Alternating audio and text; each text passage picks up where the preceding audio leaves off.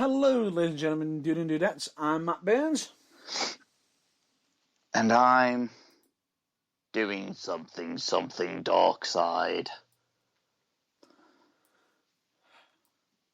I would say I'm surprised, but I'm not.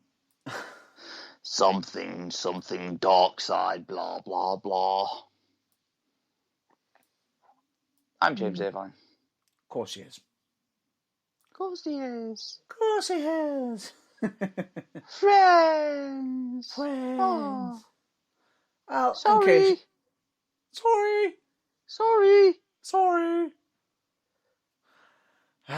And in case you haven't figured it out, this is The Burning Truth.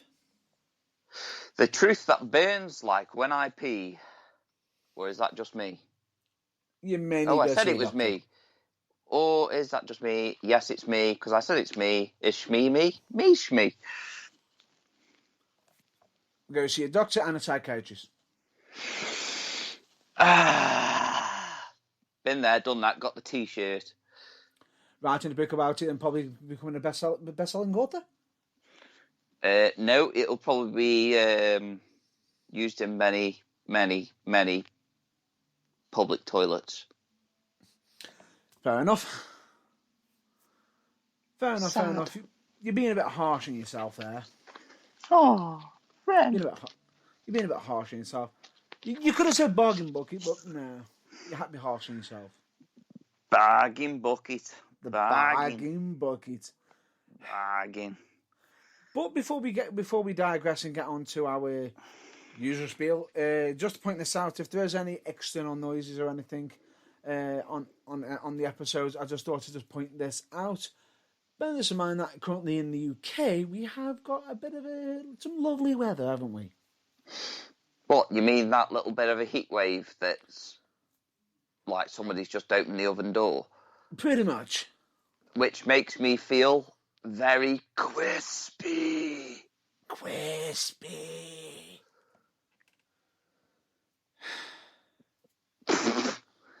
I've got that gif in my head now with Two-Face.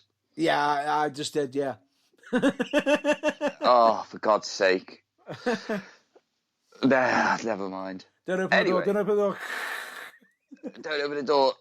The heat makes me feel very crispy. I'm sorry, sir, but half my face is melted. Well, silly boy, both sides would be well done if you hadn't turned away.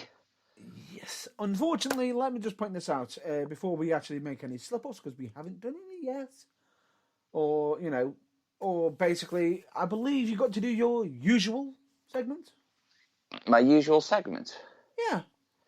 I don't think people want to see that. I don't know. Segment, not semi. Ooh, James Blunt. Semi by the sea. Who sings about semis by the sea? Anyway, I bet before I carry on with that one, I better do my segment, Hannah. Please do. So, without further ado, I bring to you the Sunday early 6 p.m. Watershed, because we do things early here. We are not the BBC. No. The following broadcast may contain language, opinions and topics that may not be suitable for younger listeners or for those that are easily offended pussies. However, I do believe that the Flintstones are much easier on the eyes and ears. Yabba dabba do.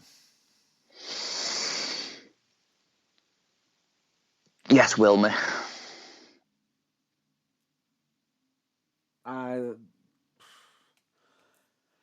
Okay, Dino. Anyway. Bam Bam.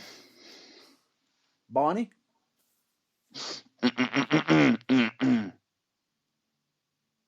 Betty. Pebbles.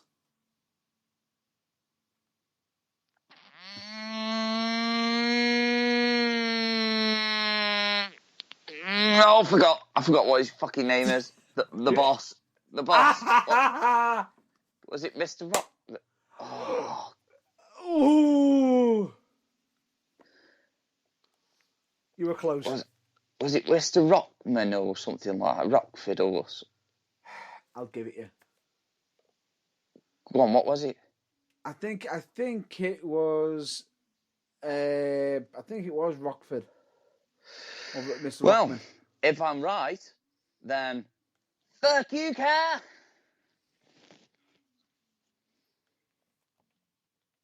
What's my cousin got to do with this? Fuck you, car. Oh, you're just going in South Park mode. That's fine.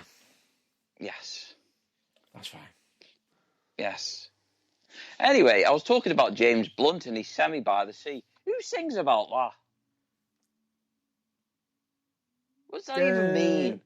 Is he talking about his penis, or is he talking about the sunrise? You know, the sun rising. It's not the worst song I've heard. No, it's not, because there's that thingy song. That was like a dance song, and it went, "You better know a sheet on your bed, you son of a bitch." I can think of 2 songs right now off the top of my head that is far darker than that. Yeah, so fucking what? Metallica. Mm-hmm. There's, bear this in mind, there's also Pumped Up Kicks. Pretty much anything by Steel Panther. No kidding. It's funny because one of my favourites came on the other day, Asian Hooker, and I was like, you know something? If you played this loud, I think people might be a bit upset with you. And I'm not even going to say about that infamous song by the Vapors. Yeah, let's not. No, we're not even going to touch that one because that is so level of wrongness. Yes, well, I'm not being funny, like, but Metallica's So Fucking What has got a lot of something about schoolgirls and old man cocks and goats. Yeah, and drinking piss. And moving on. That's just... It's an awesome song, though.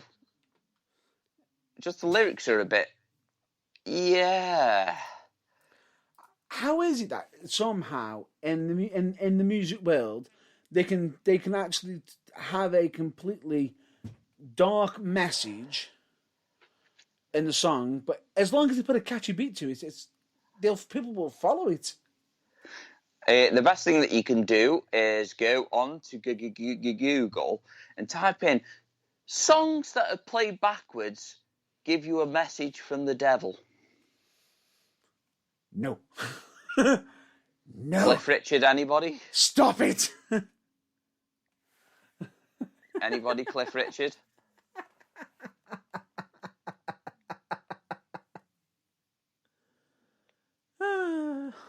Well, I'm just stating the fact. Anyway, come on, let's put our see. You haven't answered my question of why is he singing about a semi by the sea? I have no idea. And all of a sudden, it's acceptable from James Blunt to say, "I've got a semi by the sea." Well, at least he's blunt about it. Well, from the point I've seen, it's not very blunt. Oh. Anyway, let's get back onto seriousness and just point out some additional disclaimers for The Burning Truth, which is, of course, The Burning Truth is 100% and in full support of Black Lives Matter. And we are also advocates for hashtag speaking out. Let's identify them nonces and get them out. Pretty much. And it is something that we both believe in, fully support, and will be bringing up every week as so. But also, let's just point out that every week we also make this offer, which is we have always got a microphone. We've also always got some potential airtime. And if you want to get your opinions on them subjects out, you're more than welcome. Just as long as there's nothing slanderous, libelous, and basically bullshit. Yeah, pretty much. which was covered by the first 2 points, really. Pretty much, and anything that can get us sued. And also, a third point, if you think that airtime means you join the Mile High Club, you've got no chance.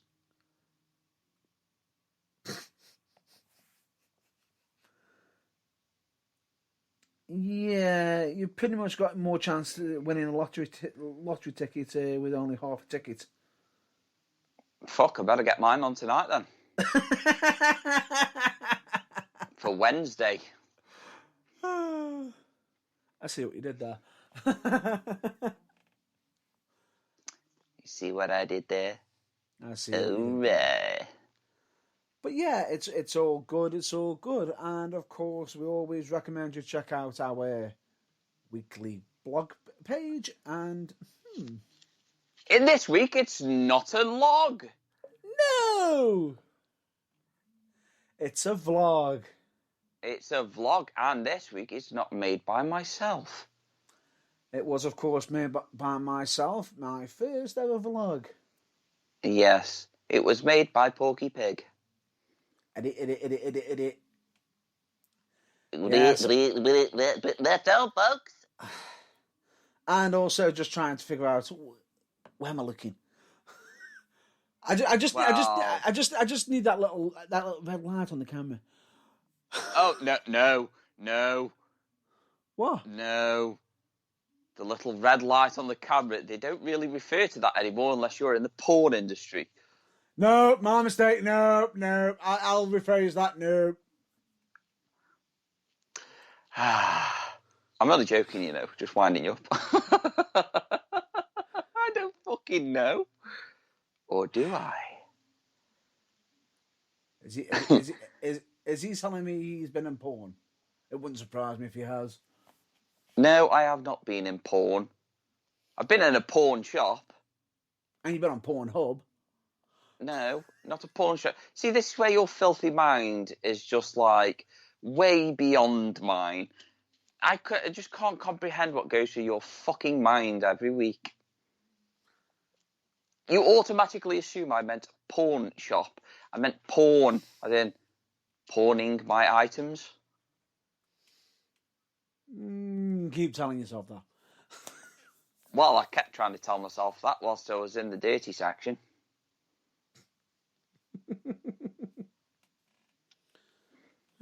Walking into a certain convenience store and then going for the top shelf mag. Do I look like Kevin and Perry? Do I look like I carry my change in a sock? You could very well do if you're on holiday. Just don't get robbed.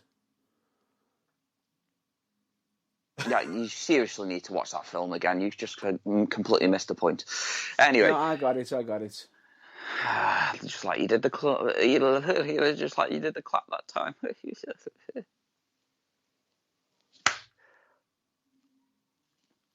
want to go through that again? I was just taking a leaf out of your page then. I thought you might have been. Oh, it's been a long morning. I smashed the gym. What can I say? I didn't smash it like Quagmire style. I smashed it as in, yeah, okay, never mind.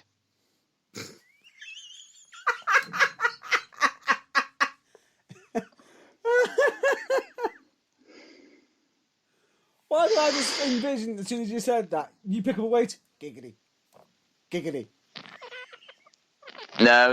It's more like this. It's more like slow arm curls, like giggity. Then it goes down. Then it goes giggity. Giggity.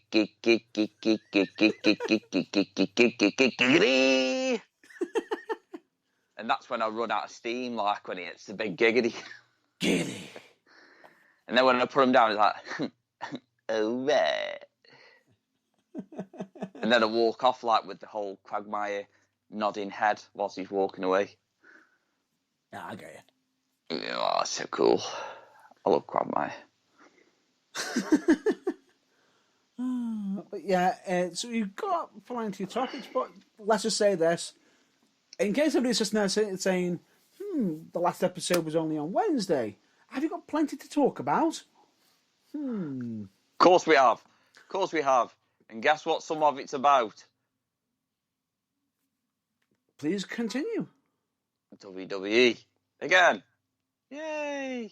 But most of it's actually about AEW, so quite happy this week. True. We've even got one story mixing WWE with possibly AEW and New Japan. Yeah. I'm just wondering why Vince McMahon can't get it. Maybe because he has the wrong can. Exactly. You have your do's, your don'ts, and your can'ts and your cons. I'm sorry. I'm sorry. Hey, up he's off again. I'm sorry. I had to. I'm sorry. It had to be done. It had to be done. It didn't really, but, he just thought he'd throw it in there. Yeah, of course, Oh, why not? But anyway, that just sounds so wrong. Anyway, we'll continue. But let's get on to WWE first, anyway. What topics do you want to cover first on there?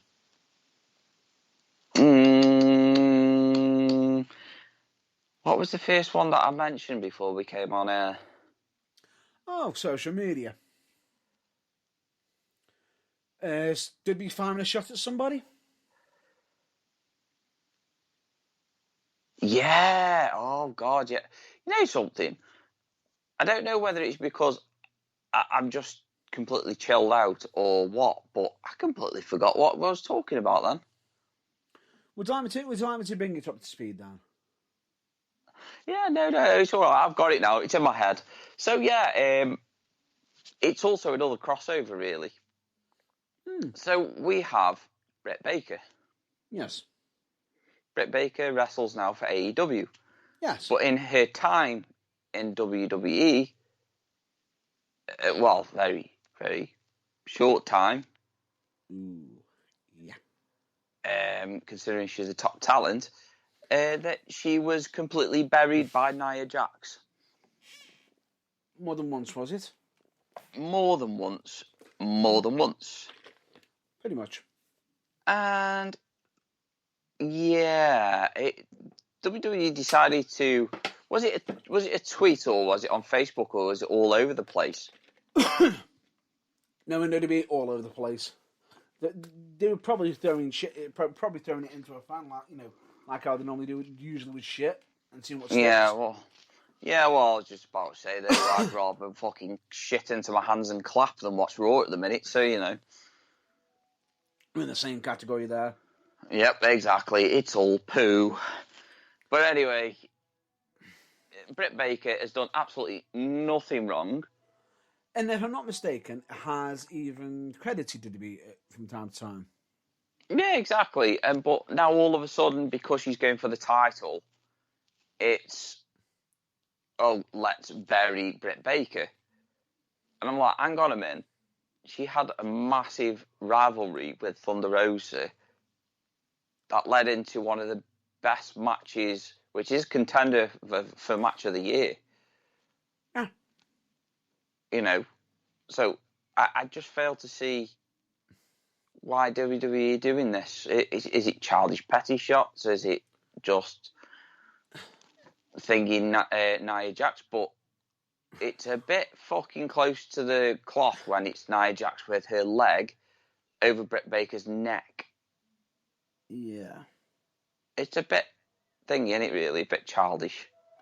And bear in mind that was during the time when Nia Jax wasn't being so careful.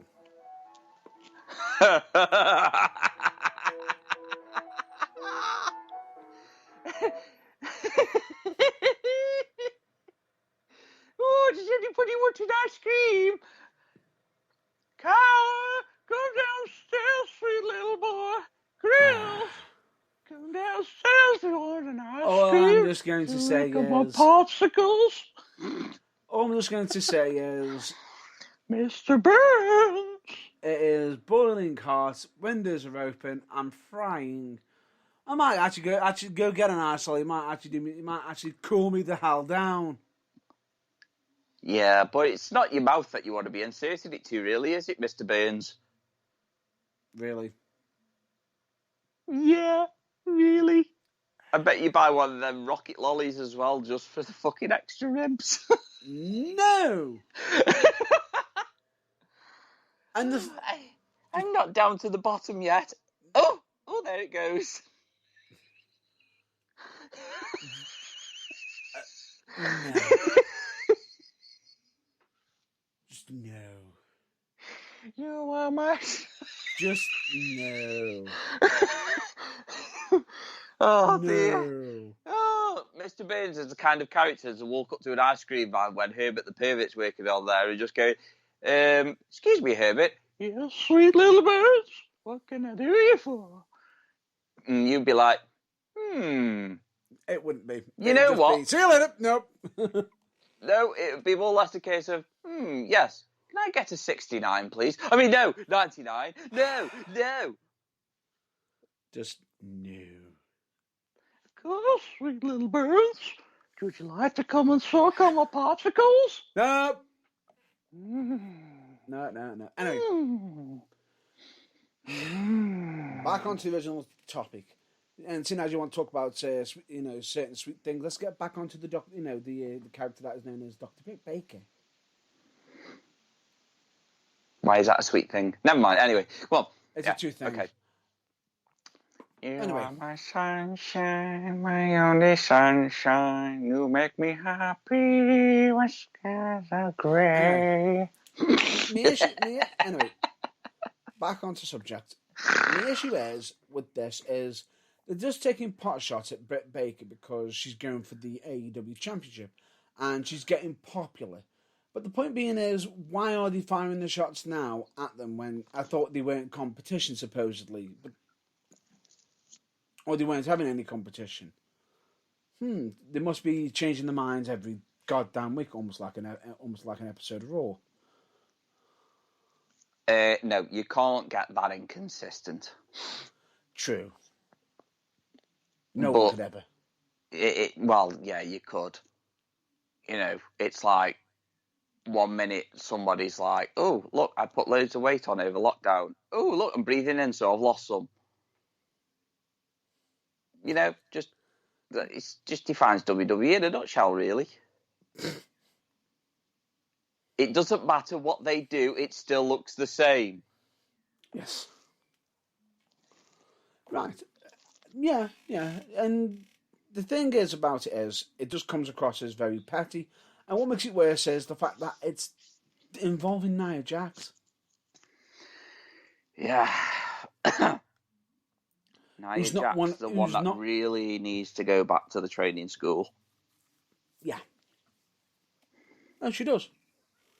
I agree with you. Nia, this is how not to hurt people. But then again, she still wouldn't get it because they'd have to wrap the fucking female wrestlers up in fucking bubble wrap. Or have her slip off the side of the ring and go, my hole. No, that sounded wrong before you even said my hole. Slip off the side of the ring. No. Off the... on the edge of the ring side of a wrestling ring. There we go. That's what I'm sticking with. That just...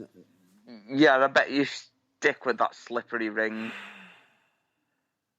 Wrestling ring. Anyway, point being is, it's not good taking the pot shots, but the thing is, Britt Baker will come out better for it. Yeah. Would you agree with that? And to be honest with you, because she was getting popular. This is she's making a name for herself. She's getting more popular, and people don't like it because it's like, WWE don't like it because it's a product that they couldn't get over. Because it just goes to show that their creative team are just a bag of shit. Oh, we have nothing for you, so what do we do? Oh, we'll send you home and just keep paying you. Yeah, exactly. It's like, don't get me wrong, most people look at that and just go, no, I'm getting paid to do nothing. But for a wrestler, that's torture. That is torture. It is torture because since the time that I've been training, and it's been on and off because of lockdown, it's like going back to it now, it was torture. It really, really was. You just have to look at the vlog when I mentioned, how much us returning back to wrestling has improved our mental health. Yeah, it has. It has. Today myself put out a post because I was looking through my old pictures of myself when I was in the gym in about February time last year. Mm-hmm. And today I went to the gym and I was like, damn, that's a lot of change. I've got hair and damn boy got big.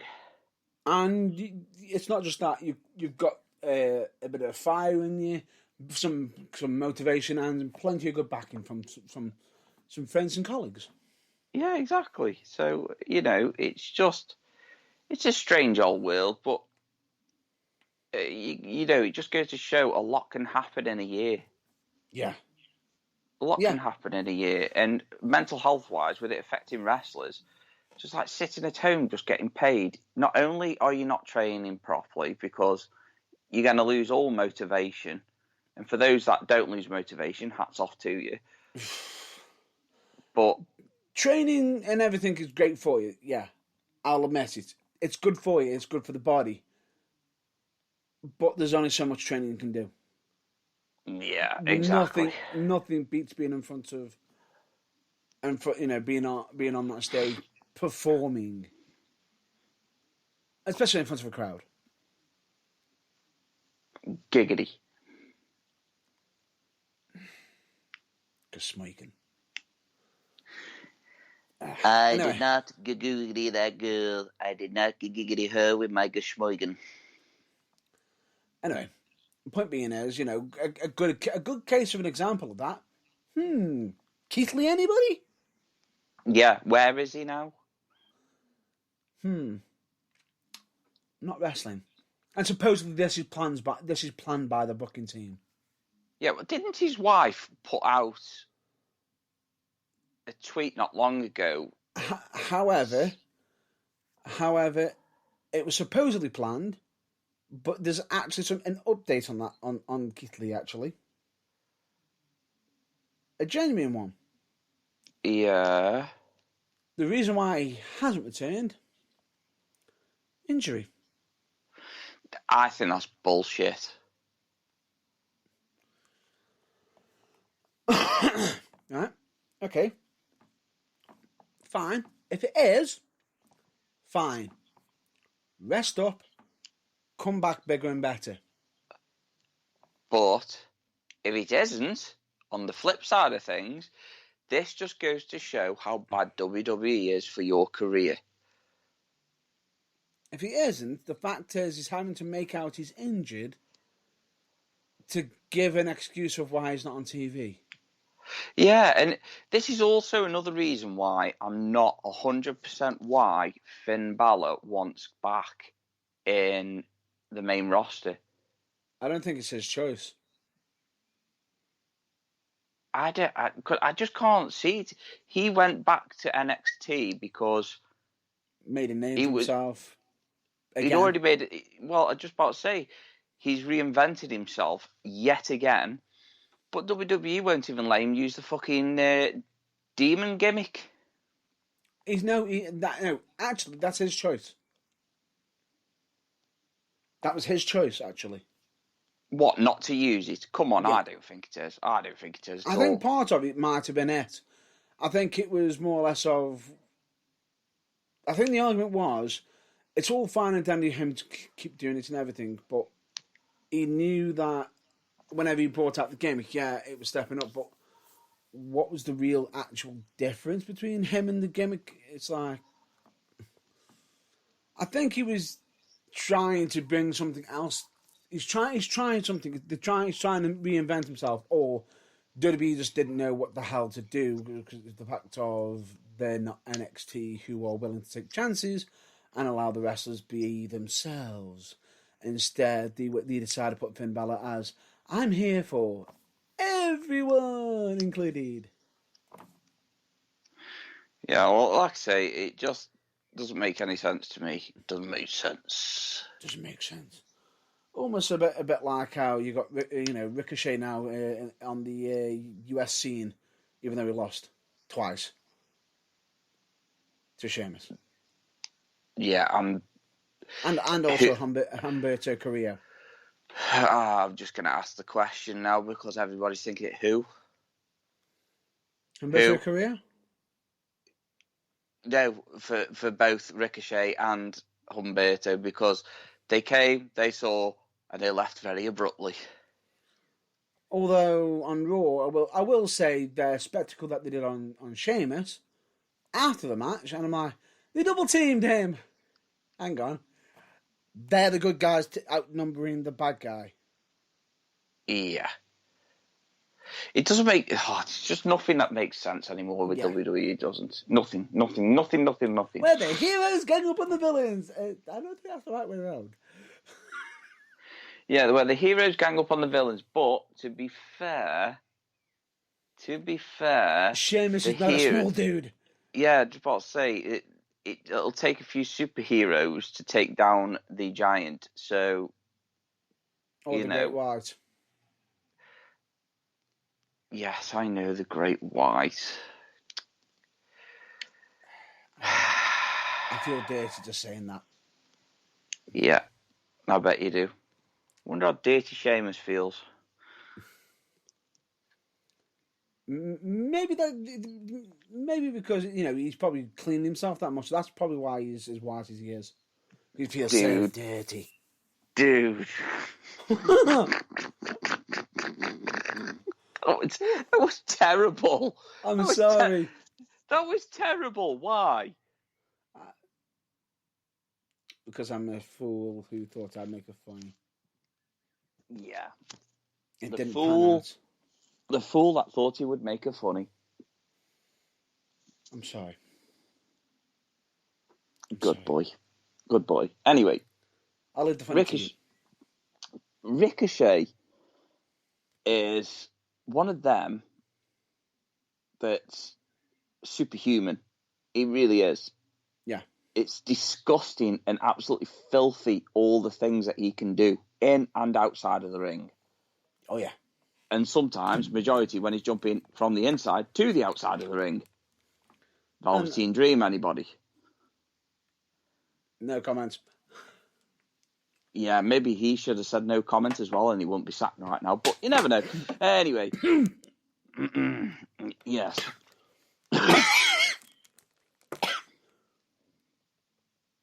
Are you done choking?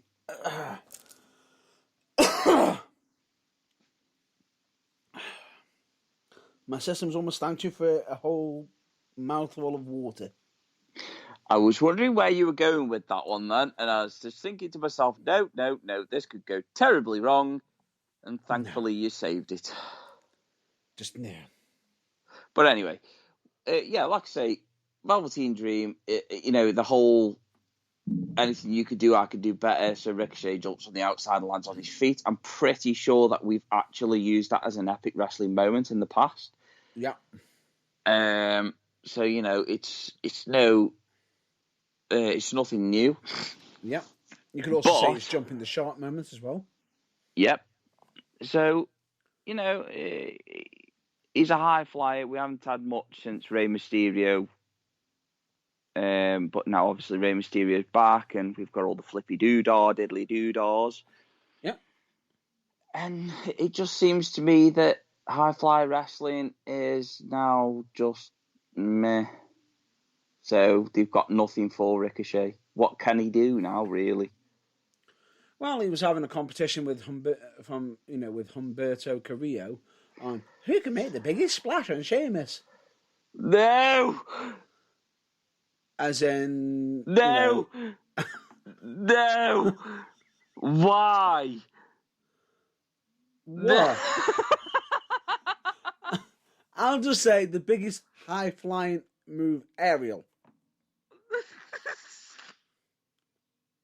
Aerial maneuver, better?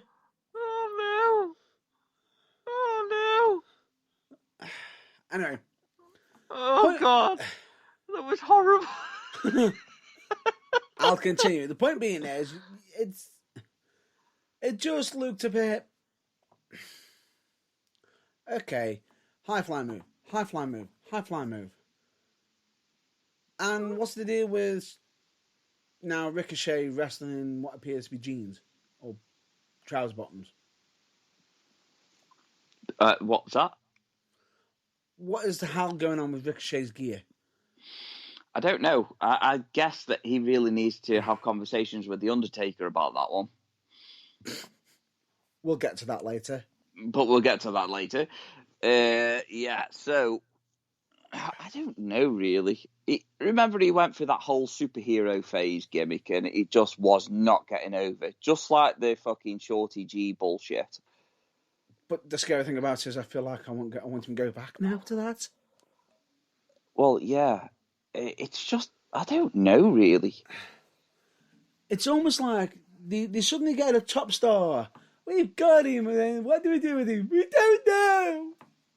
See, now Ricochet was like really hot property before he went to NXT, and now all of a sudden he's just a mid-carder at best. Mm-hmm. But that's what I can say about the majority of WWE's rosters. Rosters. You got work brain on your mind too much, haven't you? Yeah, I was just thinking that. I was actually thinking where I'm working tomorrow, but I can't remember now. I think you're just thinking rota because you're just waiting for the next change up because it's like so we can actually have some new fucking matches. Yeah, and nothing that WWE do at the moment makes any sense at all. They're ruining wrestlers and they're ruining gimmicks, and now they're making the rosters even shorter. Yeah, not just on the stage, but on the commentary as well. Do you want to explain that one quickly? I'll explain it quickly. Tom Phillips has been released, who's been a regular mainstay, and instead of using him to replace on Raw, at which point they are not going with Tom Phillips, they're going with somebody else. Yeah, but what? The only question on my mind is, why now? No idea. Why all these releases now? Maybe because they probably got they might have a big massive meeting coming up where they calculate all the money that they've earned and see if they've made a massive profit, if they're the most profitable company in the world. Well, not being funny, but from all the replica belt sales, they must get millions from that. But they're releasing people to get them to stop having to pay out for basically not paying out for their wages on a yearly basis, to not have that added onto the list, so they can say they've had the most profitable year this year. We've had the most profitable year this year. But we've had to fire half our staff. Yeah, or not renew any of their contracts. Or let them go. It's just mind boggles. But anyway, it's a good way. Go on. It's a good headway to move into the next topic, really. Yeah, pretty much. I was just about to say, I just did have something in me head for a minute ago. For the life of me, it's gone. Well, on behalf of our listeners, I'm going to say thank God for that. No. It was actually a possible positive for WWE. No. It was possibly a positive. Yeah, but there's only a possibly a positive. Move on. Please do. I'm asking you to move on. Where do you want to go next? Well, it's making headway to move into the next topic of AEW, who seem to be doing most things right just lately. With the occasional one wrong move. But actually, instead of going just straight into AEW, why don't we do the combination one right now? Yeah, let's do the combination one. Now, Because considering I was actually thinking of starting with that. it's a good starting point. And the other thing about it is this is involving New Japan, AEW, and WWE. Or should we say the Khans and New Japan? Oh, no.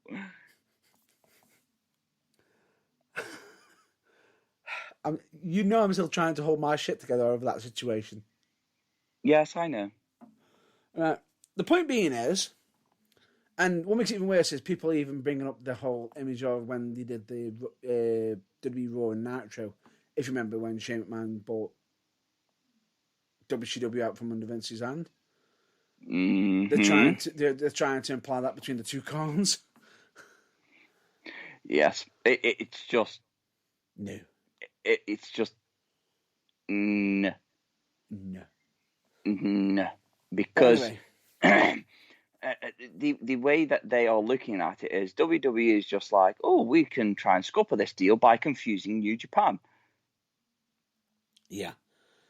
It's taken him 2 months, or I think it is 2 months, to get a potential talker in regards to New Japan. Yep.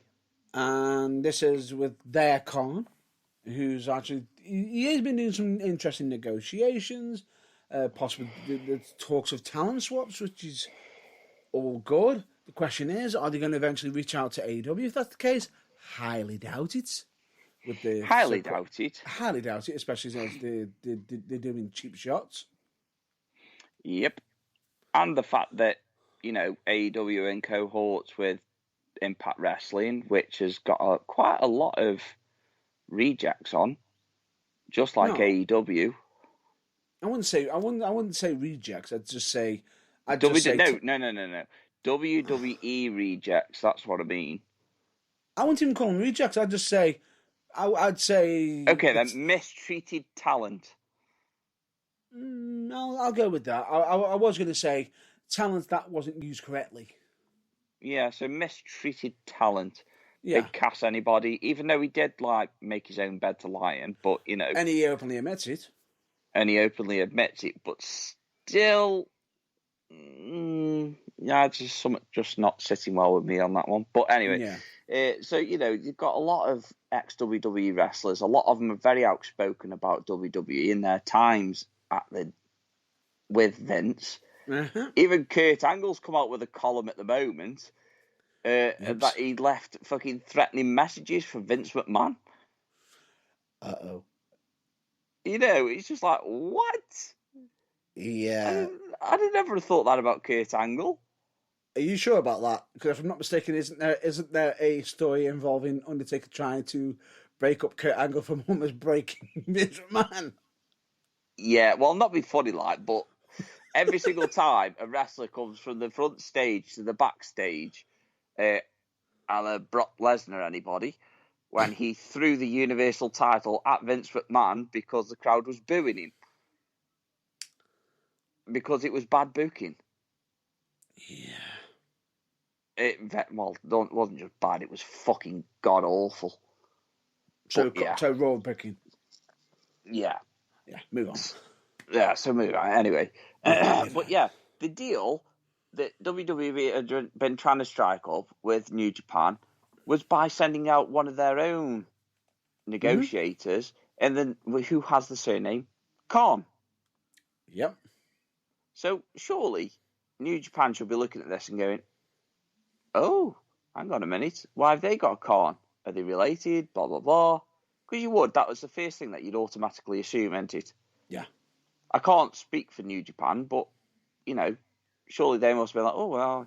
But then again, when you find out they're not related or anything to do, and it's like, surely you'd be a bit offended, wouldn't you? It's like, are you trying to insult my intelligence by sending somebody with the same surname just to try and confuse us? And think that we might offer you the exact same deal that we've got with AEW anyway. Yeah, exactly. So it doesn't make any sense at all. And WWE have got to be so careful, because if they start going into cohorts with New Japan have already got a deal with AEW where Moxley can wrestle there, Jericho can wrestle there, any individual talent on the AEW roster can work there and vice versa. And if I'm not mistaken, I believe Tony Khan actually brought that up. Yeah, exactly. On a certain segment, saying, soon as we're doing deals with the fact that we've got their United States champion defending their title on their show, bringing legendary tag teams back, doing basically a lot of interest through the Forbidden Door. Yes. What is wrong with you today? You're going on about splashes, and now let's do splashes all over Sheamus, and now you're talking about the Forbidden Door. That's what Tony Khan's been using. Please stop it, Tony Khan. It sounds very sexual. He calls himself the Forbidden Door, and you have to go through him. Which sounds even wrong. Which sounds even worse. It sounds worse. It's like, I am the Forbidden Door. He used that line. That's what makes it worse. A bit like Adam and Eve. Eve was the forbidden fruit. That's what I mean. It's like, what? Is he calling himself the Forbidden Door so he gets Vince to touch his knob? You know what I mean?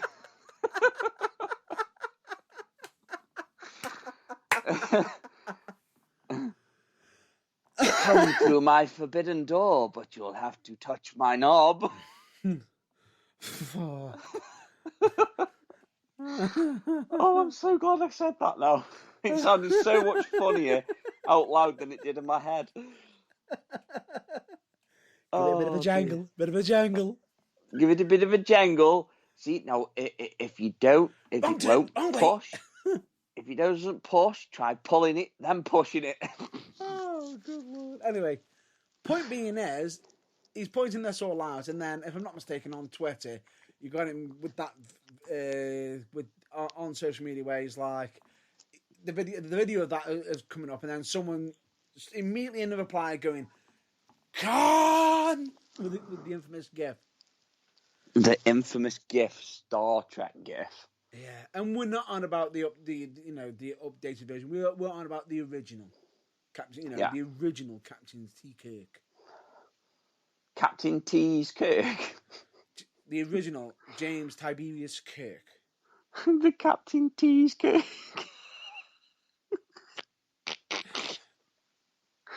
Oh my God, Matt Burns, you are the gift that just keeps on giving. You do know his name is T. Kirk. Yeah, but not T's Kirk. James T. Kirk. James Tiberius Kirk. Anyway, moving on. Oh, the T's Kirk. Irvine! T's Kirk! Anyway, I may have to somehow record myself doing an imitation with Irvine and turn that into a GIF at some point. Oh, a bit like Mr. Wilson.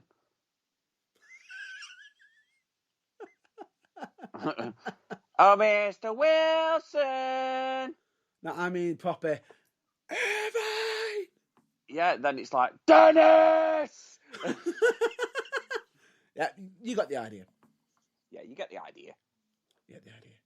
Anyway, now that we've got the tale of the two Khans out the way. Tale of the two Khans. Can they? Won't they? Who knows? Maybe they can, maybe they can't. That was bad. That was such a dad joke. Yeah, it was. I'm glad you said Just that, call me daddy. I am not saying a word to that. Twats, just call me daddy. I'm not saying a goddamn word to that. Or do I have to say Daddy JJ? Big Daddy JJ. Anyway, let's continue. Could be worse. It could be Big Daddy BJ. No. Big Van J. We do not need no lemon play. It could be Big Van J. Giant J stacks. Anyway, let's move on, shall we? It's not I like hate you're you gonna be, so much right now. it's not like you're going to be going shopping and buying some clothes where you're wearing the same as somebody else, probably in different colours. Yeah, well, what are you going to do, mate? Happens. At least I can go out and make this shit look good. Oh, I'm sorry. I didn't know your name was Will Smith.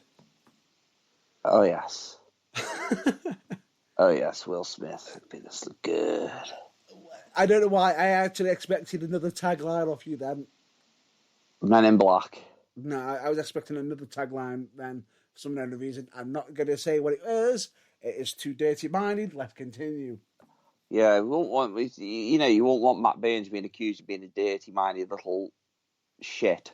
I'm surprised you just didn't bring it up. Anyway, let's continue on. But anyway, shall we move I on want to you AEW? to say it now. I want you to say it now. No. Okay, let's move on to AEW. What are your thoughts on the new stage?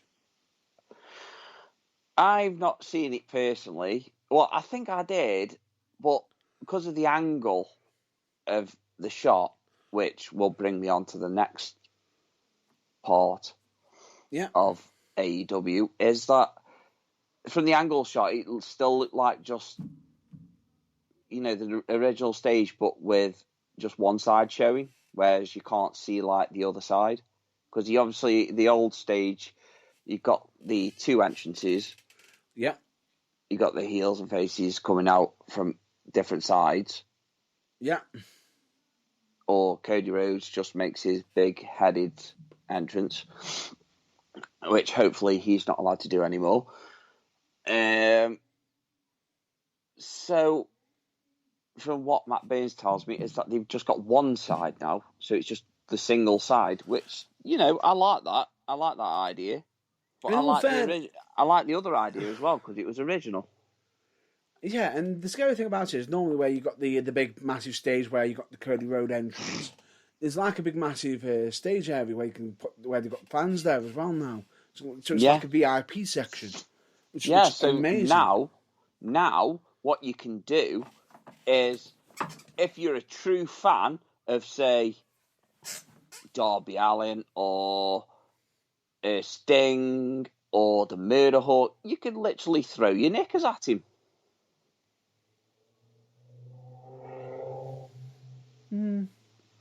I don't think the female wrestlers would appreciate having sweaty men's pants thrown at them. No, they wouldn't. And if I'm not mistaken, there's a hashtag for that. Yes, there's a hashtag. Hashtag dirty pants. I wouldn't tell about that hashtag, but fuck. Hashtag what fuck? I just said that's not the hashtag for it, but fuck. Hashtag fuck. Just hashtag fuck. Oh fuck. Oh fuck. Oh no, we better not keep coming up with hashtags. Somebody might get upset. Stupid little pleb. Hashtag ding. Dong. Or maybe they're just being a hashtag bitch. Ding.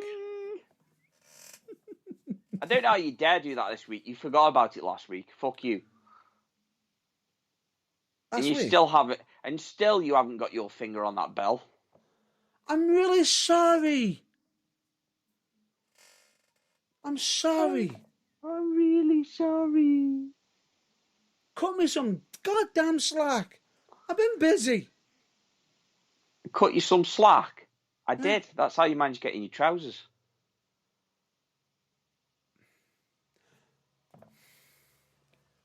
No. Actually, I just realised what I said, and oh dear. Just no. Oh, well, let's roll with it. And that's what she said. That's anyway, what he said. That's what he said. Daddy. Anyway, let's continue. The point being is, it just does a nice little convey where it, where if you're doing a proper entrance, instead of people having like, which side is he going to be on, or anything, it brings that nostalgic of look down the area. But the fact is, it's a bit of an angle. It's not like it's head on to the ring. It's got like a bit of a unique vibe to it. It doesn't look like your typical regular entranceway, if you get what I mean. I'm sure another company did that. I'm sure TNA did that at one stage. They've done something similar where they had the two entries on opposite sides, but not where they've got it at an angle, unless you have it on the 6 side where, regardless of, there's going to be a corner somewhere. Yeah, well, fucking hell, that thing was just made of corners, wasn't it, really? Pretty much. But, it had its own unique style. But the point being is, it's going to be interesting. It's nice to see that, if I'm not mistaken, they are pushing Miro lately. Yes, they are pushing him. Just so glad they're not pushing him down the ranks because he's doing really well. Yes. And I believe he was up against one half of Top Flight. Yeah, and damn. Yeah. Damn. He did it again, just like he did with Darby Allin. Yeah. And it's not just that. Some of the high flying that he was doing with him looked really, really impressive. I mean, Miro's no slack. He's a big dude. So for him to pull off any feat is just amazing. Yeah, but I will say, game over. Why is he doing it that vicious?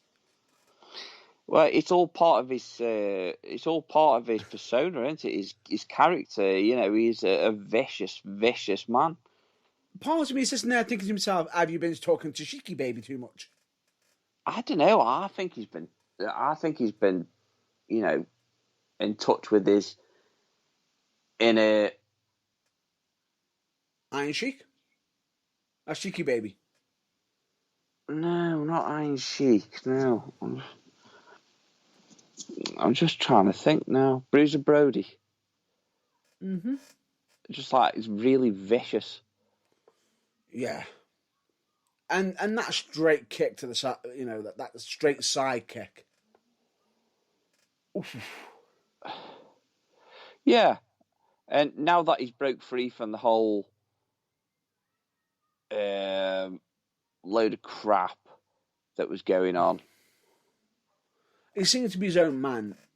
Yeah, exactly. So, and the fact that crossed. Yeah, and the fact that when he was doing the whole shtick with Darby Allin, that promo when he turned around and says, "Darby Allin's the man who's not afraid to die.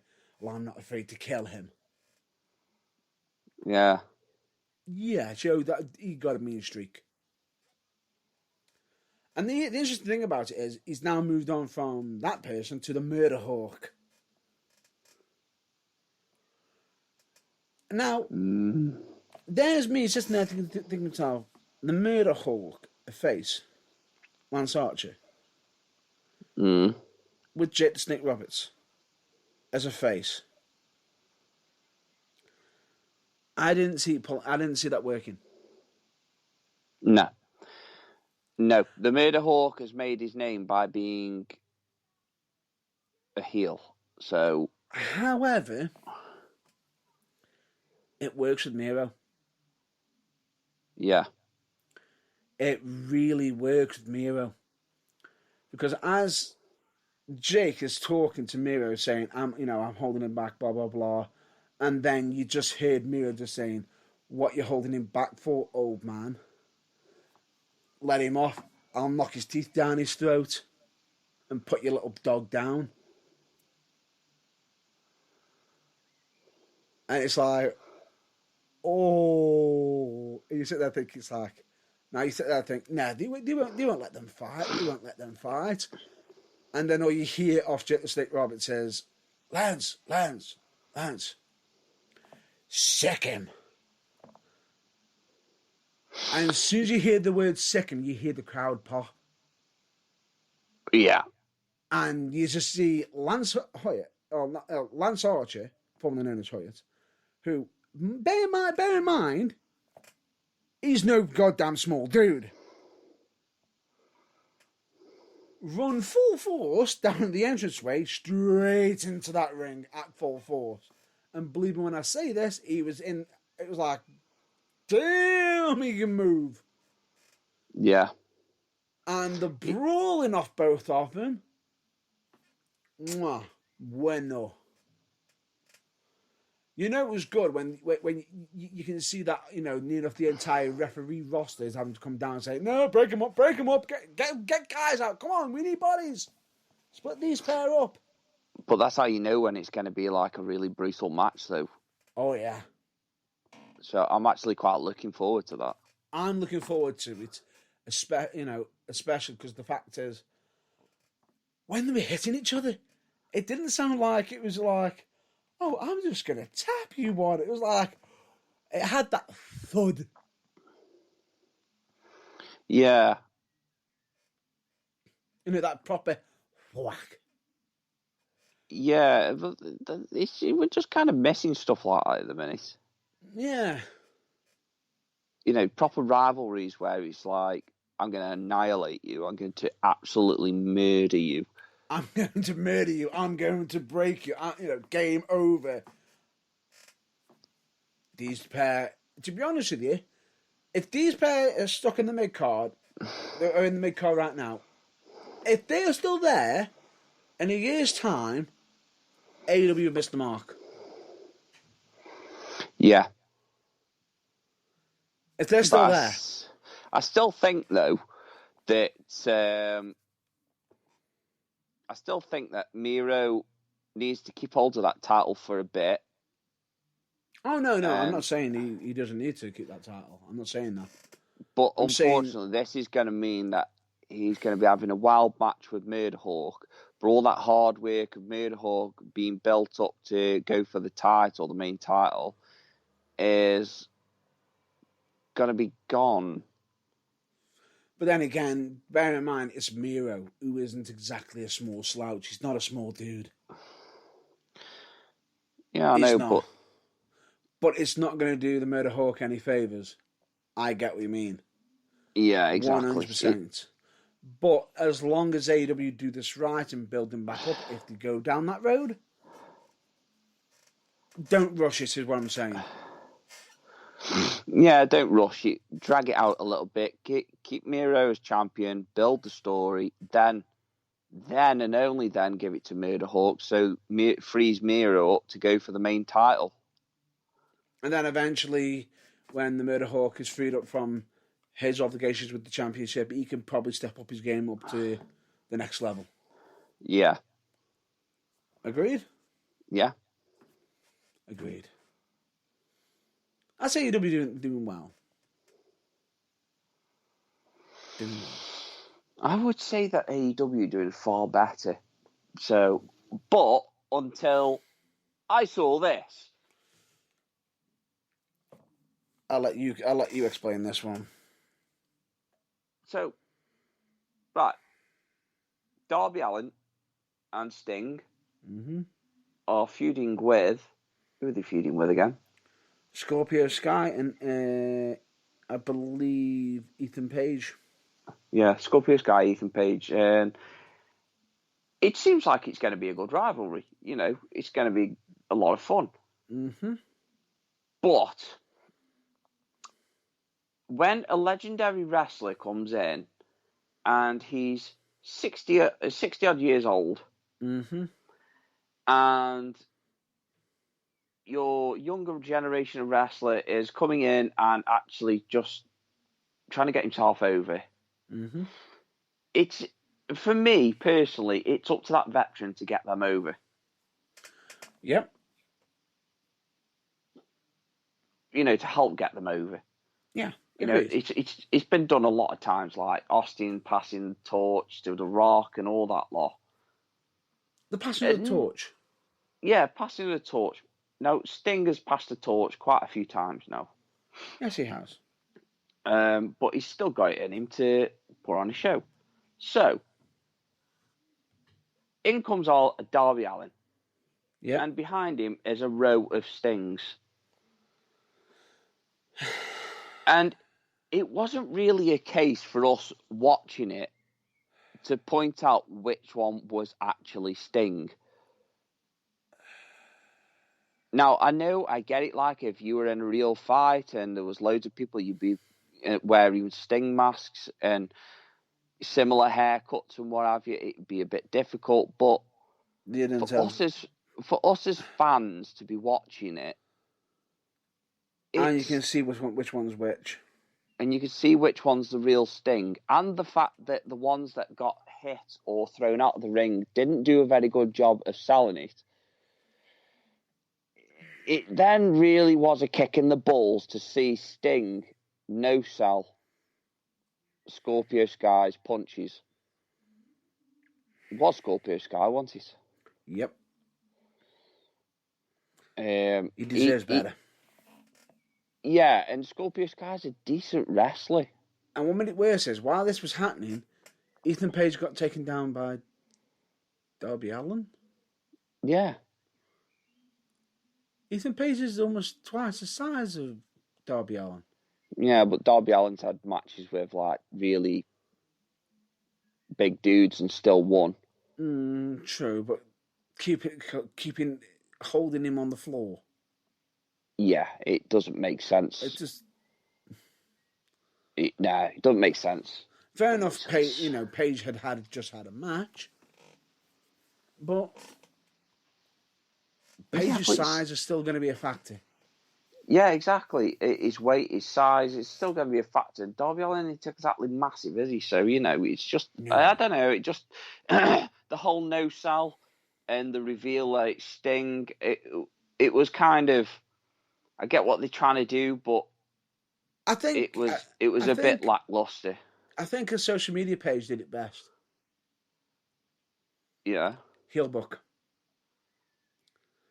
Where they got one image of where a guy looks really happy with a guy's wearing a Sting mask going, yay! As soon as he takes it off and sees it's Sting, really?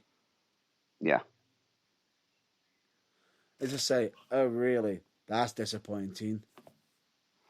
I know, and I just don't get it, though, because it's like... What doesn't exactly help us, and this is where I'm going to... It doesn't make sense. It doesn't make sense.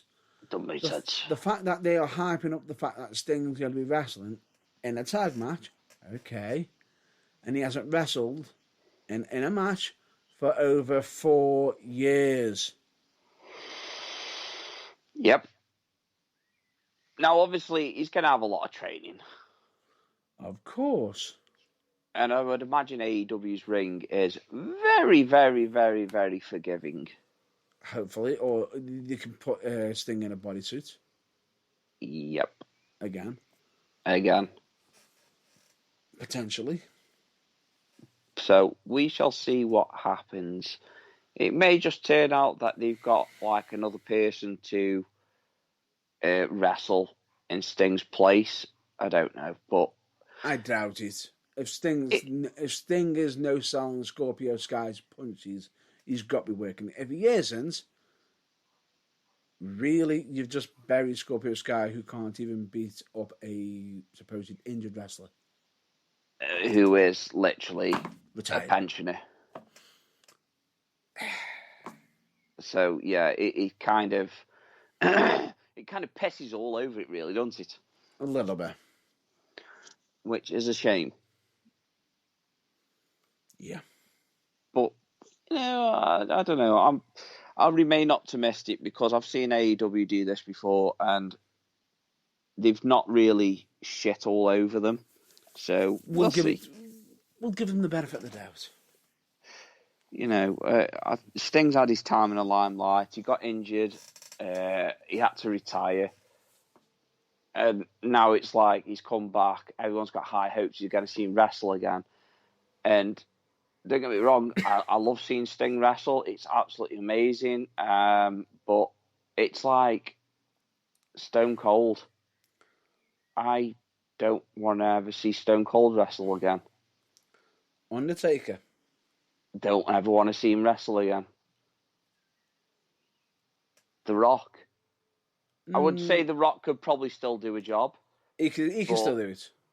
He can still do a job, but you can tell that he's slowed down a lot. Yeah. But that's just age for you. Goldberg, I don't ever want to see him wrestle again. Brock Lesnar, don't want to see him wrestle anymore. No, with Brock, okay, they've got.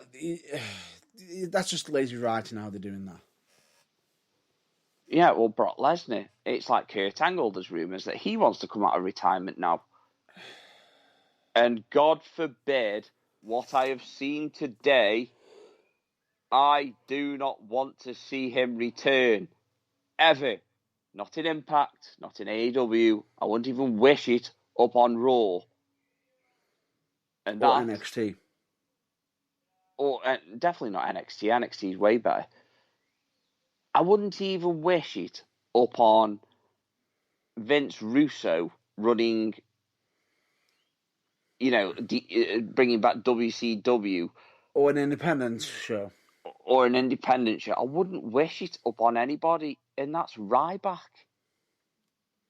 What did he actually do that was of any merit?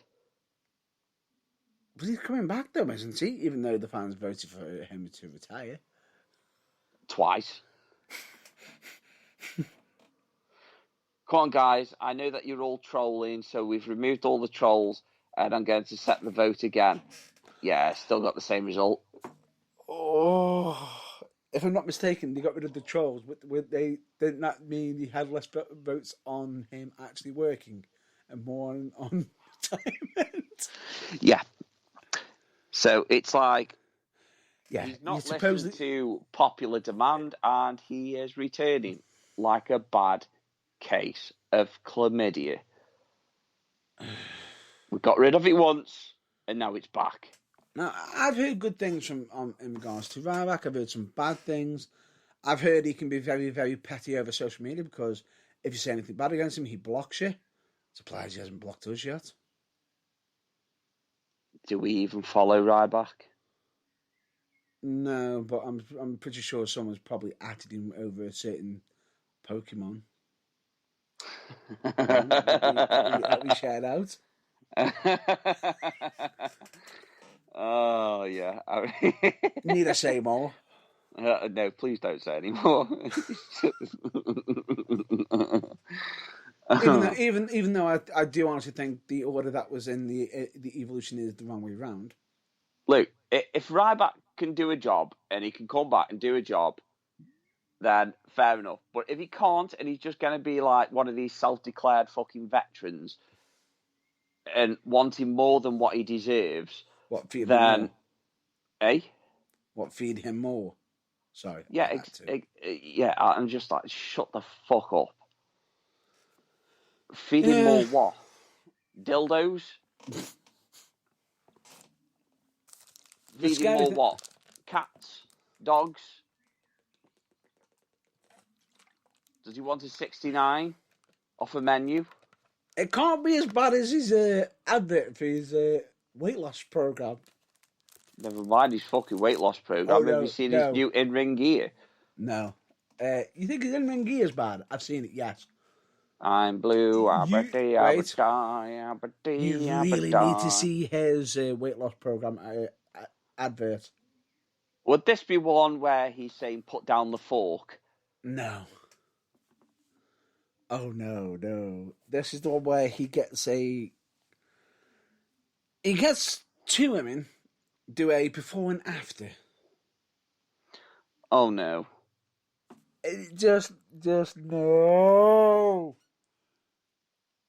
You can clearly see they're not the same fucking person. Oh, yeah, I remember this. Yeah. Hair's completely different. Eye colour's different. Need I say more? At least it wasn't the same person breathing in.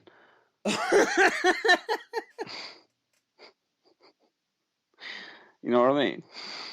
Oh, fuck. Oh, look. I'm breathing in. That's naughty. That is naughty. That is actually giving a bad name to fucking people who actually are trying very hard. Yeah, it is. And struggling to lose any. Let me just point this out. If you are trying to lose weight, keep up the good work. Genuinely, you're doing well. Yeah. As for me, I'm actually trying to gain it so I can put on more muscle. Yeah. And this time, and not just in my mouth. That's what he said to you. That's when I Sorry. bit it off. Teeth! Anyway. Sorry, I was chewing on the bit on that one. Chomping at the bit. Well, what can I say? Hey, stop with the homophobia anyway. I'm not doing that. Anyway, let's continue. The point being is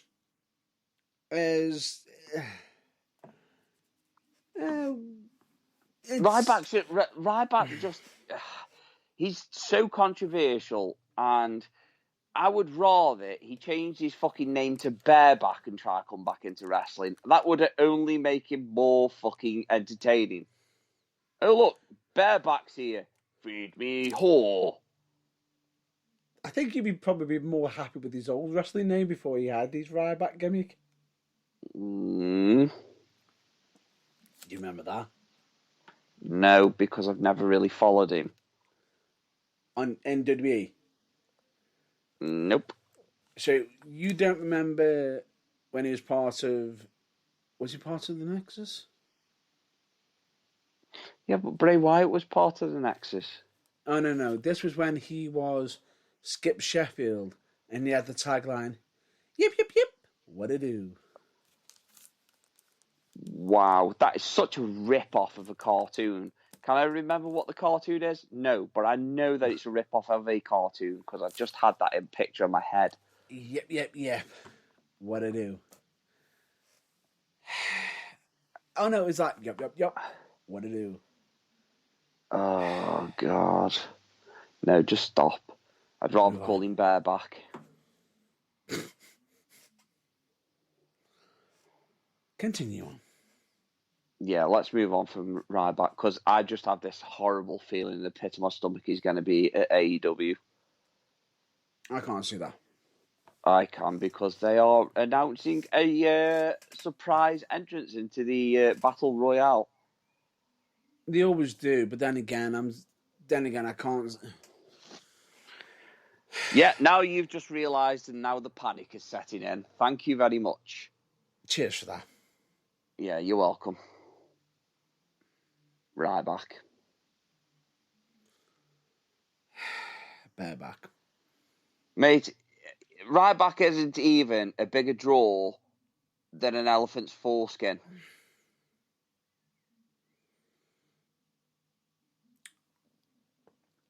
We'll move on, shall we? The only biggest drawback is him wrestling again. It's just terrible. It's a terrible thought. Let's move on, shall we? Oh. Because I'm pretty sure that if he does return, we guarantee we'll be hearing from CM Punk. He'll be probably saying, "Get him off your show. He's dangerous." Mm-hmm. Anyway, let's move on, shall we? Please be CM Punk instead. CM Punk confirmed. A joke. Uh-huh. If it was, that'll make my day. Oh yeah. Come on then, let's move on. So we covered AEW. Have we finished with AEW? We've finished. So shall we move on to the next topic? What was the next topic? Was that Dark Side of the Ring? It is. Oh yes, the Von Erichs. And again, I'm going to repeat this because, I have skipped an episode, which nobody can blame me for. Mm-hmm. So this week, I'm covering, I think it's episode 5. No, Von Erichs. Which episode have you skipped so far? Hang on a minute. I'm just having a look now. Dark Side of the Ring. Season 1. Yes, fuck off.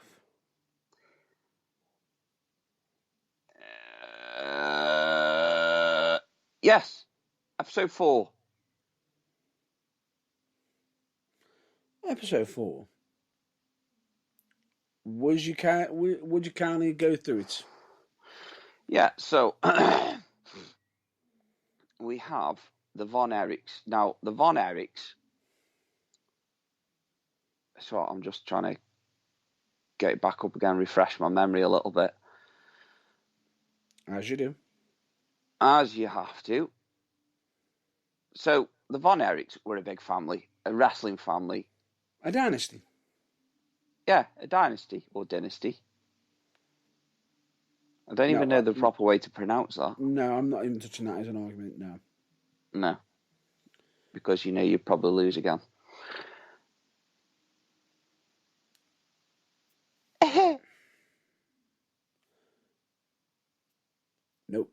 Nope. I'm not biting. I'm not biting. No. I'm not biting. Please continue.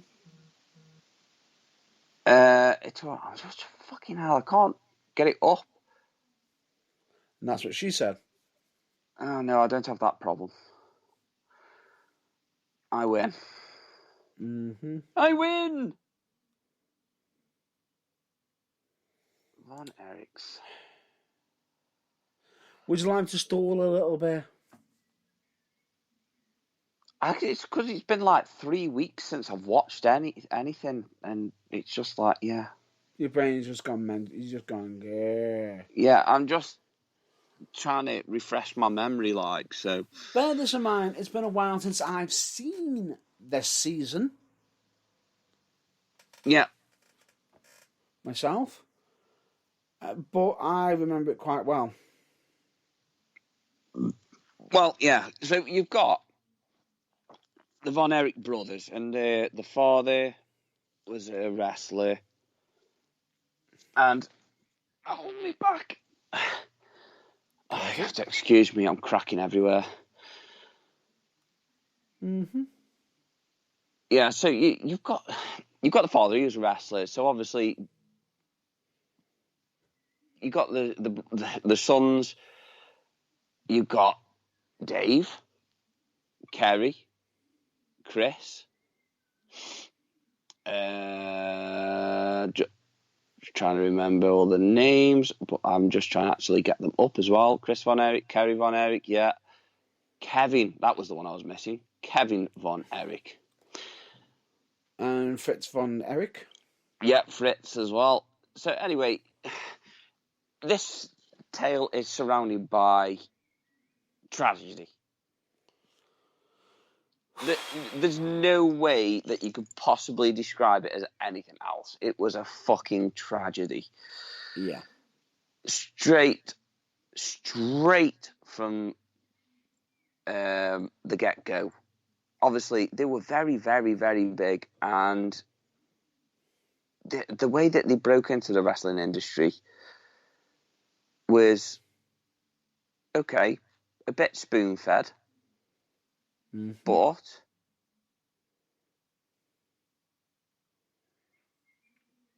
Go on. hang on a minute. Yeah. So the way that they got into it, I can't remember. Fuck all. It's gone out of my head. You guys help me out a bit here. Would you like me to take over? No, I don't want you to take over. No, I said, would you like me to help you out? Yes, please. Help me out a little bit. Just refresh my memory. Essentially, this was a massive dynasty, a massive family, where they were constantly on the road. They were constantly headlining up and down shows, headlining all over the place. Where, basically this was an absolute family where they were doing massive feuds against the Fabulous Freebirds, going up and down the road and everything. Basically putting butts on seats. And the weird thing about this is, as you go on, one of them is about to lead on to some greatness. Some massive main event. If you understand what I'm saying. And they'd have probably like a main event moment. It's like, boom, they've blossomed. And then literally a few years down the road, all of a sudden, curse and tragedy started to strike throughout the entire family. And it's just, it's bad when it's just scary on the fact of it is because, well, case in point, the fact that you actually had Fritz von Erich's first son, who was Jack Barton Atkinson Jr., who was born on September 21st, 1952. He was accidentally shocked unconscious by an exposed wire and drowned in a puddle at the age of 6 in Niagara Falls in New York. Yeah, I forgot about that bit, to be fair. And it's like, has that just seriously happened? Then, you have to go through the entire second generation of the family. Bear this in mind, you've got Jack Atkinson Jr., Kevin Von Erich. You then got David Von Erich. Right? We then move on to Kerry Von Erich. And then we keep going on to Mike Von Erich. That's 5 so far. Then Chris Von Erich. 6. Do you know how many of them are left? 1. Do you know which one it is? Kevin. What? I'm just double checking this. Kevin Von Erich? Yeah. He is the only one out of the second generation that's still around. Even though he has admitted himself that he's been close. Yeah. And the scary thing about it is, with it is, they're not all dying of old age. No. Tragedy. After tragedy. After tragedy. You got... Who was the first one to pass away? So you've got the 6-year-old. Yeah, who was first, which was in 1959. Well, that was Fritz. No. Sake. Terrible. What? Terrible. I can't believe I'm so bloody ill-prepared for this one. I should have watched it again. David Von Erich was in 1984. Kerry Von Erich was in 1993. Mike Von Erich was 1987. And Chris Von Erich was 1991. So you got like a whole family, a dynasty of wrestlers that had either succumbed to mental health problems. Mm-hmm. I would imagine that the father blamed himself for the death of the youngest. Mm-hmm. And didn't he blame himself and kill himself? I'm just quickly looking that up for you, doing a bit of quick research for you now in regards to that. No, he died of brain and lung cancer in September 1997. You have to, like I say, we have to apologise because I'm so ill prepared for this one. It's unreal. I have watched it, but I've it's got just to feel sorry for Fritz right now because bear this in mind, he hasn't just had to bury one child. He's had to bury multiple. Yeah, multiple children.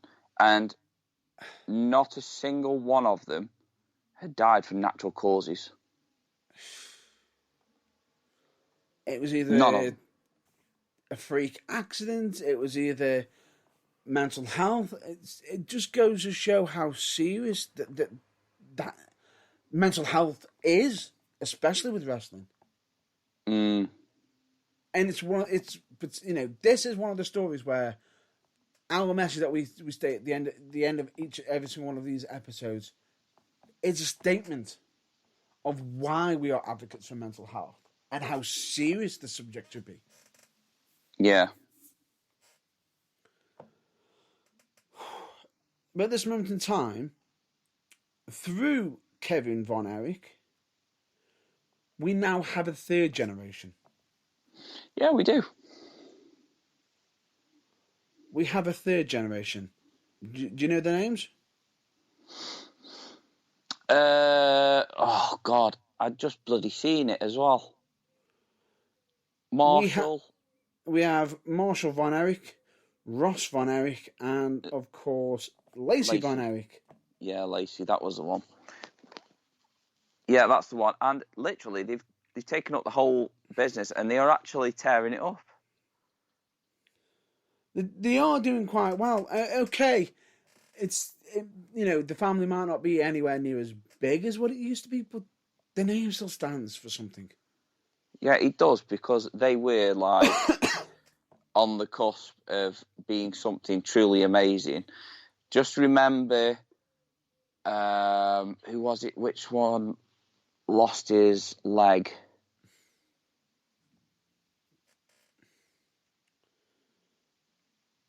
Was it Kerry? I'm not sure. See, this is how ill prepared we are. We should have bullet pointed this, shouldn't I? To be honest with you, he was the Texas Tornado. He was.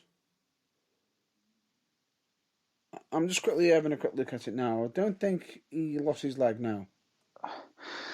Well, anyway, there was an injury, wasn't there, or something from a car accident, and his last match that he wrestled, he could only go at like 50% of what he was used to.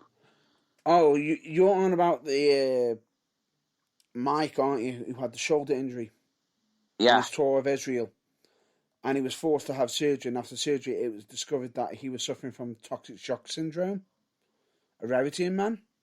Mm-hmm. And he was basically forced to retire from wrestling, and as he was not able to return to the ring at full strength. Exactly, and it's just it's hard. It must have been really hard because it was something that he loved doing. The Von Erich family lived and breathed wrestling, and for them to just start falling apart due to an accident or an injury, or which eventually led them to suicide. Because I think David was the worst one, wasn't it? In Japan. David. I think his was in Tokyo, Japan. Yeah, was it drugs? Acute enteritis. Enteritis. Oh, that was it. Yeah, he wasn't very well when he left. Yeah. He wasn't very well when he left, and instead of checking up on his health, he still flew. Everyone thought that it was a drug overdose that nearly killed him, and that Bruiser Brody, a fellow wrestler who found David disposed of the narcotics by flushing them down the toilets before the police arrived. Mick Foley claims that he died from an apparent drug overdose. A tribute show was held a couple of months later. Kerry Von Erich won the NWA World title from Ric Flair. Yeah. And it's just it's just one of them where it's like tragedy. How many tragedies can happen in one family before somebody starts looking at it and go, "Wow, this is just this needs too to be much." looked into. Yeah, this needs to be looked into. This needs to be looked into. Surely they should have started doing this after the first 2 deaths. Well, the first one was a complete freak accident. No, I meant of the older. Yeah. Of the actual wrestlers themselves. Yeah. And the poor parents that must have gone through torture. Yeah. It's just, well, not just the parents, the brothers, the family. just seeing your brothers pass away one after one after one, and it's like one of them's dead, lying in a field. The father knew absolutely nothing about it, and then they found him in the field, dead. Yeah. Did he shoot himself? I think one was I think with one of them, there's more than one with narcotics. Kerry Von Erich was with a 44 caliber gunshot to the heart Yeah, that was it. Kerry. on his father's ranch. Mm-hmm. There was a mark placed by his father Fritz of an angel on the spot where he did it. It's just There's not a lot of words you can put it into, really, is there? no, there isn't. It's just And plus, for me, it's like remembering everything, because there was just so many of them that ended up. All I can really talk about is what Kevin Von Erich said at the end yeah, about his sons and daughter, yeah. and that's like, it's their generation, it's their turn. I looked after him. He was talking about his state of mind, how he nearly ended it for himself because obviously he's seen so much tragedy, and he even called for the interview to be postponed for a little bit whilst he could just. You mean off the record? Yeah, off the record, so he could just catch it. Get a bit of composure himself. back. Yeah. So it's just terrible, and this is why mental health in wrestling need to be looked at very closely, because too many wrestlers have actually ended up killing themselves over the years, whether it be from drugs, because of pain, they're in agony, they suffer with depression because they can't do what they used to be able to do, or they're not doing it. They're not doing things as successfully as Yeah. their brothers or anything like that, or any of their colleagues. It's something, and the odd thing about it is, at the same time, it's not a and I'm pretty sure it was like David that wasn't even supposed to be, he wasn't built to be a wrestler. Yeah. And, yeah, I got what you mean. And he, what was it? He got an injury. I think, which one? David. Yeah. I think Chris was the smallest one who didn't do as much. I think with David, he was the one that was in Japan. Yeah, David. Oh my God, I'm losing my mind. Yeah, so Chris, he wasn't really meant to be a wrestler. I believe he had a bit of a small feud with Percy Pringle. Oh God, fucking hyphen on the name. Pringle. So you don't recognise Percy Pringle? Yes, I do recognise Percy Pringle. Do you now? But he just doesn't come in tube form. Oh, and once yes! And once he pops, he can't stop. You didn't get that in, did you? Yes, I did. I Sorry, heard. I had to. But anyway, he really, really wasn't a wrestler. He wasn't made to be a wrestler. No. He never really followed suit with the family. And it's just like, how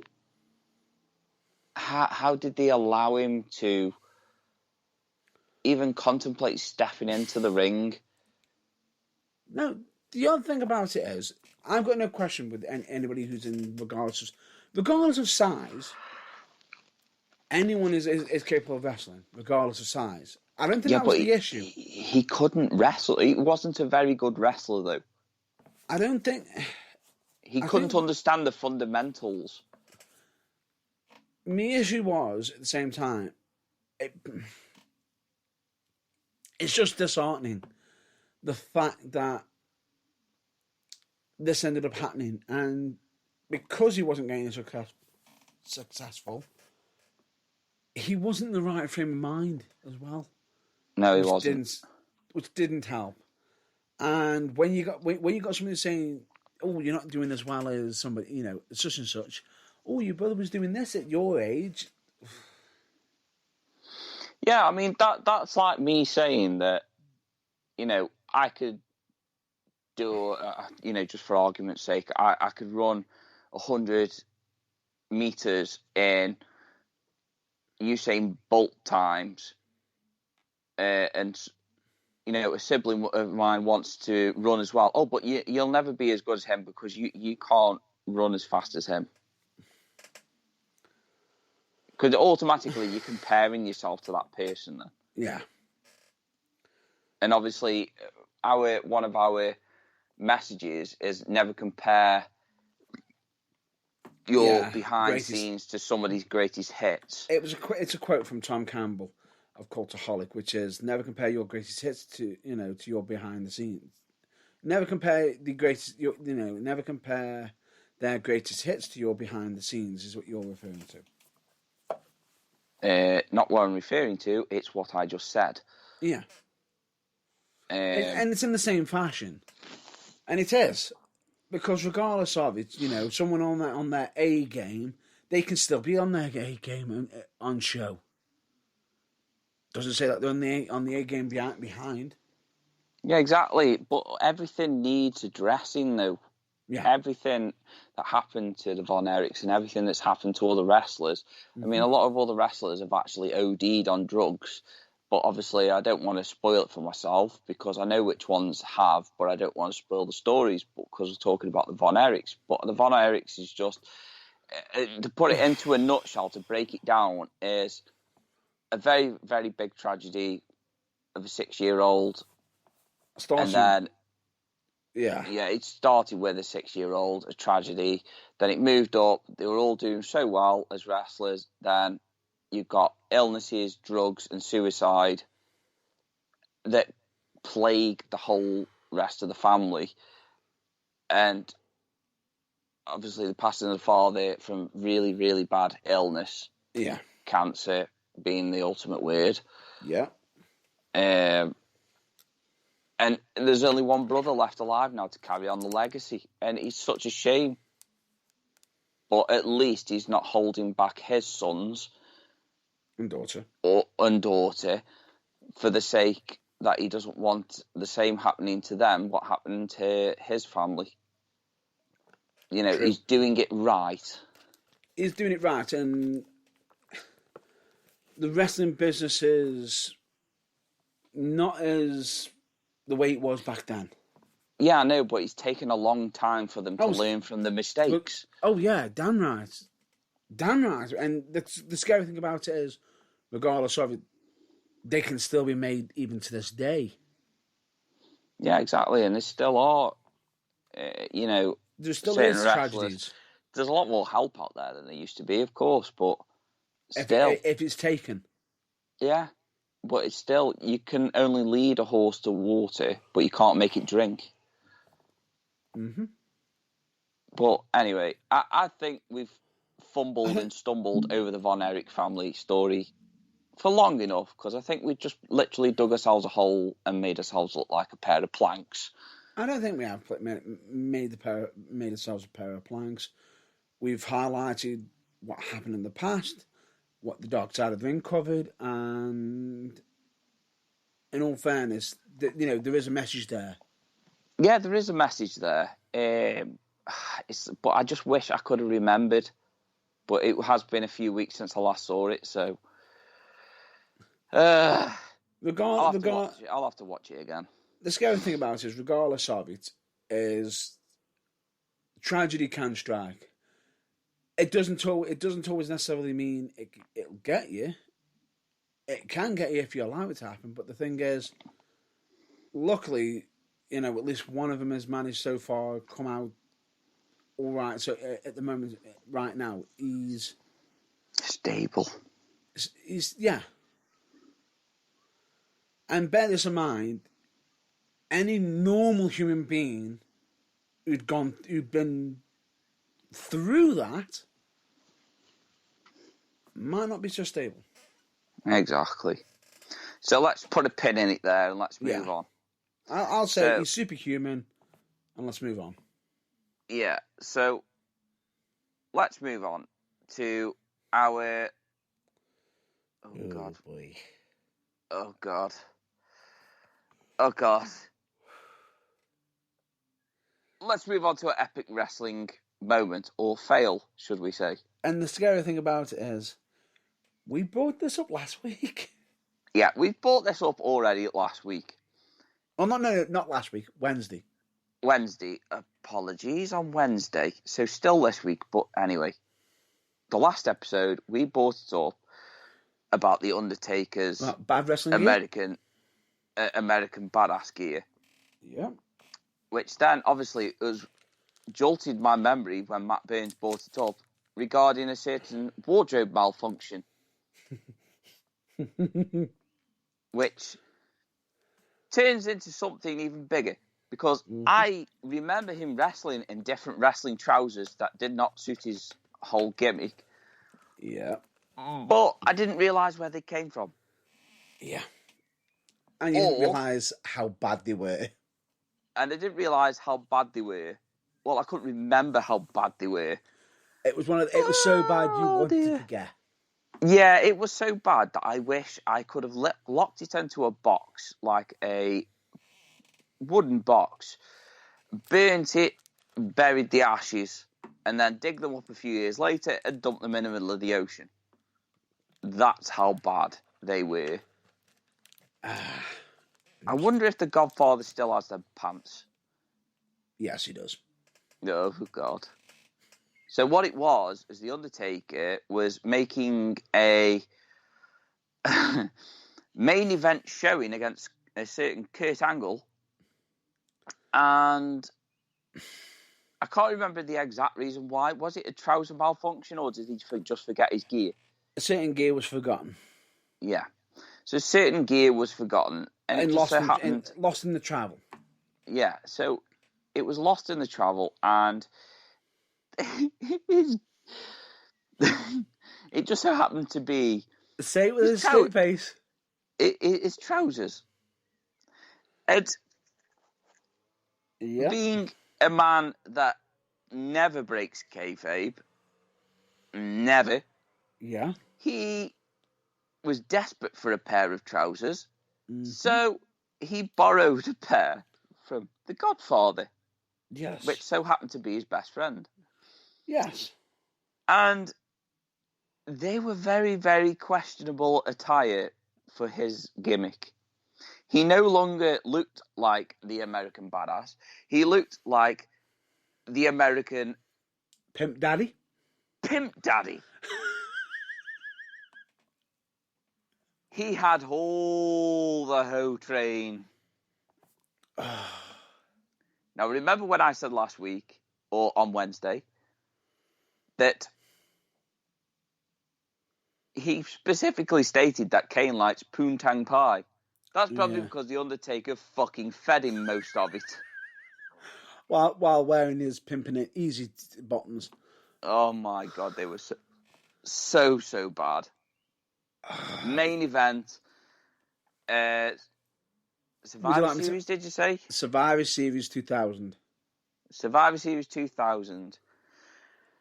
And oh my God, they were awful. And then I asked Matt Burns the question earlier, what entrance music did he still have back then? Oh.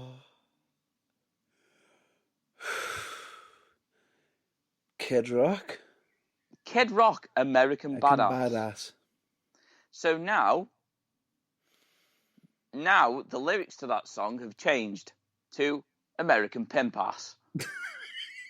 I am American Pimp Ass. What? And then you've got like the whole part of the song where it goes, Snake Skin Boot 65 Chevelle. And radio edit. And it's like, oh my God. Oh God. It's new. And I was actually listening to the song in the car earlier, and all the lyrics have changed now. what makes it even worse is I got to at least know, did Taker at least give Kurt Angle a heads up?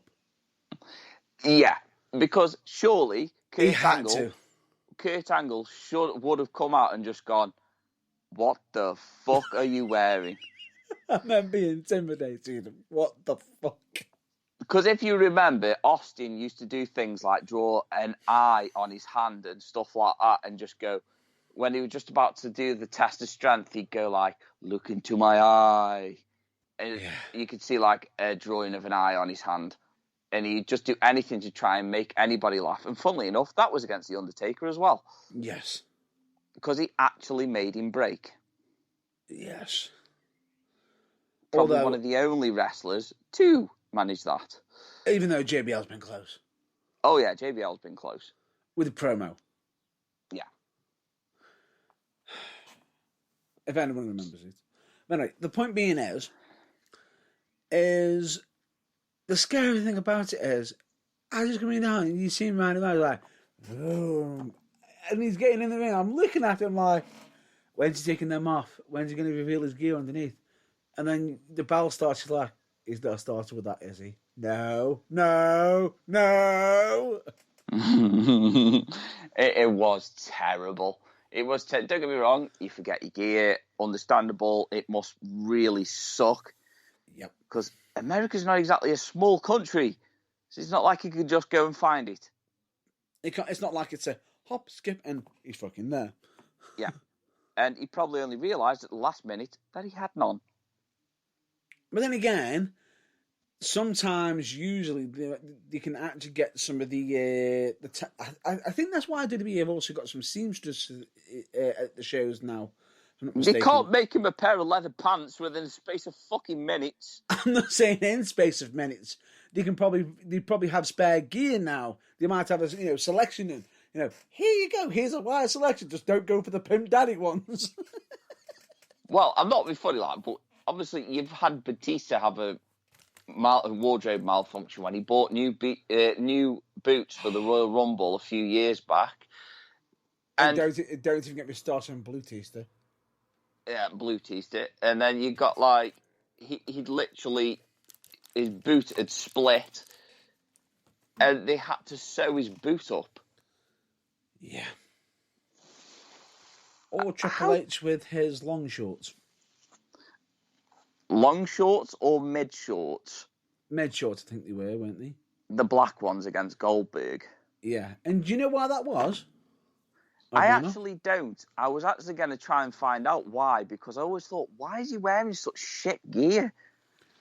It was actually because he was actually trying to hide the fact that he was wearing something underneath to protect himself. He'd actually, and I've got to give props to Triple H on this one right now. He had actually damaged his groin. Ah, so he was wearing a groin strap. He was wearing a protection, and he didn't want it to be on full show, and that's the reason why he was wearing them. Ah, well, he still managed to put out a decent match, so fair play to him. That's what I'm saying. Because I'll say this to you now. In wrestling, you pull your groin, you're done. Usually, most people are, you're done. Would you agree with that? You're done for a while. Yeah, pretty much. It's pretty much like, go home, let's finish up, I'm done. You ain't doing half an hour. No, and you ain't even doing 5 minutes, let alone half an hour. And yet Triple H did that an entire match. It sounds painful. That's because it is. But then again, Triple H is a tough nut to crack because, if I'm not mistaken, even when he blew out his quad, he still finished the match. Yep. Which surprised me, but yeah. Anyway, we're on about The Undertaker's pants. Yeah. So I said on Wednesday that The Undertaker's gear of the American Badass was fucking terrible, and I hated the fact they had Big Evil written on his pants with a fucking red devil. And I'm like, no, why? It's just, no. Just go back to your classic gimmick. Would you prefer the Big Evil, or would you prefer the snake skin tights? I mean, snake skin bottoms. Oh, neither. Nope, you got to pick one. I would rather have the big evil pants. There you go. But, you know, the Undertaker's gear has changed so much over the years. And if you actually compare the evolution of the Undertaker, you can't help but be impressed. Oh, bear this in mind. If I'm not mistaken, he's also even got an evolution in the wrestling games as well. Yeah. I'd like to say, he's a legend, but no. The American Badass gimmick was a blip on his career. It should never have happened. Oh, bear this in mind. I get that all wrestlers need to reinvent themselves every now and then to keep it fresh. Mm-hmm. But no. Oh, bear this in mind. His final match was in a mixture of that. I mean, it started showing signs of American Badass gimmick like in 98 or 99 when he came down to the ring in a pair of jeans with a bandana on and a fucking vest, cutting a fucking pipe bomb promo. To be edgy. Yeah, just to be edgy. And he was talking like a fucking biker, a sweaty biker, crossed with a fucking street gangster. And I'm like, no, this does not work for me. However, I still find it to this day, one of the most funniest promos is when Michael Cole is asking a question and all you hear off take is, Michael Cole, and Cole's like, was passing the mic and leaves. Yeah. Michael Cole's been involved in far too many funny promos. And the coach. I was just about to say, Coach and The Rock. Coach and Austin. Oh, forgot about them. But the anyway, beer promos. A beer, another beer, and another, and another, and a Hail Mary. And a Bloody Mary. Anyway, we are going to have to push on, aren't we? Yeah, we're going to have to push on now. We've literally nearly hit the 2-hour mark. That we have. Oh, any non-wrestling topic? Oh, actually, before we get to the non-wrestling topic... The non-wrestling topic is exactly what you think it is. No. What do you think it is? The competition. Oh, I was just about to cover that. I was going to say that might have been the non-wrestling topic because even though technically it is a wrestling topic, could you talk about wrestling is the question? Yes, but still... Okay. It's a non-wrestling topic. Because we're strapped for time. We're strapped for time. Continue. So anyway, I started a little competition off the other week, and we were due to announce the winner last Sunday, but obviously for unfortunate reasons, we couldn't really do anything. Yep. So I've had to announce it today as the winner, so we had to extend the competition and announce it today. The questions obviously were, and if anybody does follow on our social media, you'll know what the answers are. Yeah, you'll know what the answers are. But the questions were, name one of my top 3 favourite all-time superstars. Yeah. You only needed to name one, and then name my favourite pay-per-view and the year.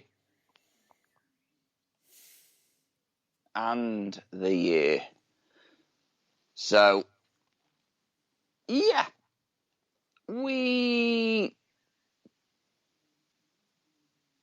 Probably a good thing, actually, that we decided to extend it, really. Because we've had some very good answers. One that impressed the hell out of me. Because said individual got every single one of the favorite top 3 wrestlers and favorite pay-per-view and year, which I couldn't really believe. It really shocked me. And everybody else did exactly what it was said on the tin to enter. Only correct answers were put onto the wheel of selection. Yes. And yeah, for somebody who didn't really follow the rules and actually decided to comment on the post instead of messaging, oh my God. What do you mean? Ugh. Well, one person didn't realise the rules. We quickly corrected them. Unfortunately, their answers were wrong. Very wrong. Well, a little bit close on one of them. A little bit, if you were on the other side of the country. Yeah, not good. But anyway, quite a few got them right, and we have now selected a winner. Yes. And she is now the proud owner of a slice of Irvine in a Irvine mug. All I'm going to say is the name of the person is a Shannon E. And in case you want to know why I haven't mentioned the full name, and we don't mention the full name on the social media, there is a... bless me, apologies. There is a reason why we don't mention the full name. Because regardless of it, is not everyone wants to be having... is not going to want their name fully shown out on public, are they? Yeah. No stalkers. And it's also to avoid, basically with the burning truth, we may not have the same people who we may have certain people who follow us or anything like that. What we don't want to do is with the internet, we're being very cautious. We're just being very cautious with the whole data protection and everything. So we just thought it'd be best to put the first name and then the initial of the surname. We have messaged that person, and the prize is being sent over. Exactly. So they have managed to win a slice of me. A slice of Irvine. Yeah. But for all technical purposes, what have they won? They've won a mug with my face on it. Yeah, and a slogan. And a slogan. Because I am a slogan-making machine. Good to see Apparently. that someone... it's good to see that someone actually had listened to my vlog. I haven't listened to it. I watched it. And listened to it. Yeah, exactly. So you heard the nice comments. I heard the nice comment. Oh, You're welcome. When's? Silly boy. Anyway, so yeah, she has won a mug, and the prize will be getting sent over to her as soon as possible. As for the full house of correct answers, that goes to Teak. Wow, thank you very much. That was actually really impressive. There was somebody else. No, wait. There was somebody else who did also give a full house of answers, if I'm not mistaken. Oh, was it? Now you didn't tell me about this one. But they weren't allowed. They weren't allowed to enter. No, they weren't allowed because they knew the answers. They know you. Because they know me too well. Yeah, it would have been cheating, and it wouldn't have been fair. This is how much of a cheat it would have been. It'd be like me entering into it. Yeah. Even though he was really struggling earlier on. Fuck off. I know you too well. Remind everybody of what you nearly said regarding my favourite pay-per-view. Kindly tell everyone what you nearly said. I knew what pay-per-view it was. I just expected you I thought to myself, should I just make sure, because I don't want to sort of put it out there and then find out I've got it wrong. Yes. Or more importantly, to have Irvine pull the rug underneath me and make a mockery of me. Again. Even though I had got the answer right. Yeah. But for those that were wondering what the actual answers were, they were, of course, top three, in no particular order, is Jeff Hardy, Stone Cold Steve Austin, and William Regal. And no, they are not in any particular order because I love them for very different reasons. Even though that was the exact order that somebody else gave them in. Yeah, funny that, isn't it? Yeah. Well, yeah, no. And the answer to the second question was, of course, the Royal Rumble 2000. I'll be honest with you. Do we need to say any more? No. No. Great matches from the start of the card to the finish. Exactly. So it is just my favourite pay-per-view of all time. I'm surprised you didn't imitate Zorg off Fifth Element. My favourite.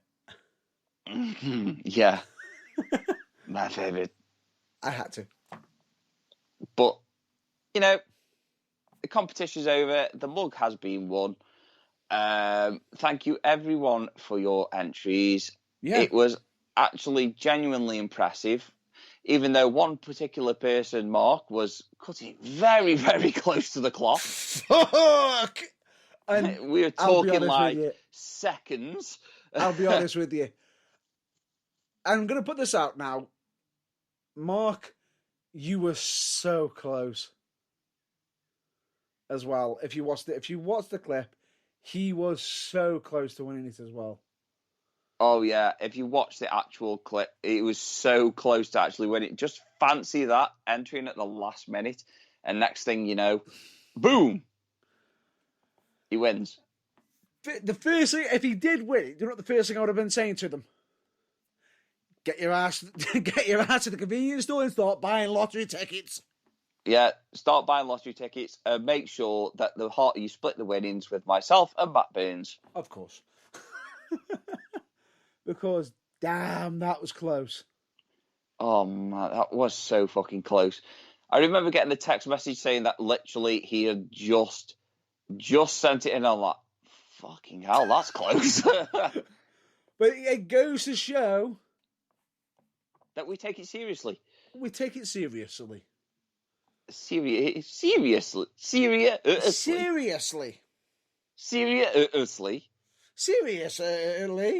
Yes. Seriously.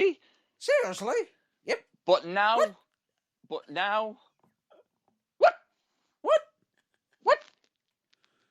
It's not as bad as now. But now. Oyster. But now, obviously, the mug has been won, and now it's been sent out. Now you have your Irvine mug. It opens up many doors to many things. You just have to ask Alice who the quiz is Alice, because my mug actually got her discount on many things. Yes. So you never know what doors it opens up. But yeah, it's a strange one because I feel like a full house like that, from listening to the clues and, you know, yeah, I think it deserves a round of applause, don't you? Yeah. No, I agree with that. Well done, Teak. Well done. No, genuinely impressed. Genuinely impressed. Genuinely. And do you know what the scary thing about this? And I'm just going to point this out. Because of the current situation, they even turn around and said, because they're current events, they even said, I'm not going to say what they are. They even asked if we could put it towards charity, if I'm not mistaken. Yeah, donate it to charity. They didn't specify which one, but obviously I'm taking that as an open gesture. I believe the message states a local charity. Yeah. Which straight away shows genuine heart of gold. So props to Teak. The fact is, you didn't need to do that or anything. And if you're going to be entering in, hopefully you get the prize. But it's not the fact that even though they were entering a competition for a certain prize, they were thinking of somebody else. Yeah. Yeah, which goes to show there are genuine people out there. There really are. So that was really nice of it. Yeah, genuinely. And I think that's going to be a wrap-up, would you believe? Yeah, I think so, because A, I'm sweaty, B, I'm tired, and C, You're doing my fucking head in. And thank God it's a bank holiday weekend. Yeah. 'Cause Oh, we can... by the way, I'm at fucking work tomorrow, so yeah. Ouch. Lucky for Screw some. you. You wish. Already did. Anyway, I'm just going to speed straight through as we have got a links page on our website, which anything that we do follow or massively support is all on there. Of course, you can check out our website, which is www.theburningtruthuk.com. But let me just point out the external links we do not cannot be held responsible for, as we have no control of their content. Correct. We are, of course, on social media, be it Facebook, Twitter, YouTube, Instagram, TikTok. You can also listen to past episodes, any current episode or past episodes potentially on there, be it either through the Spreaker, the website.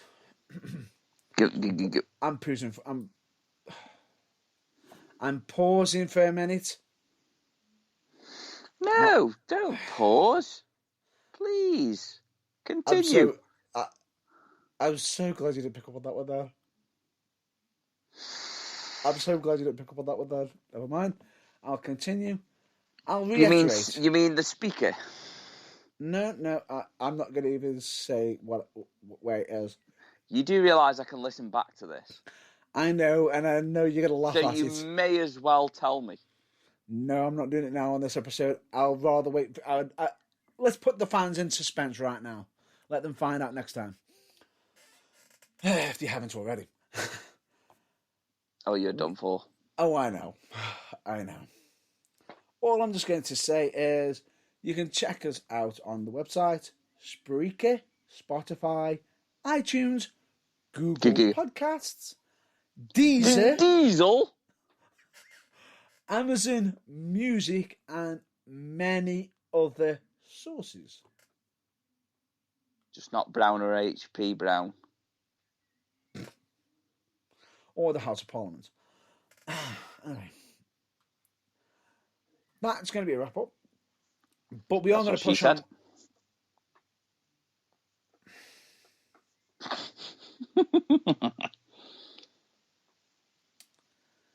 You've waited long enough for that one, haven't you? Yep. That's fine. I'll give you that one. That's what she said.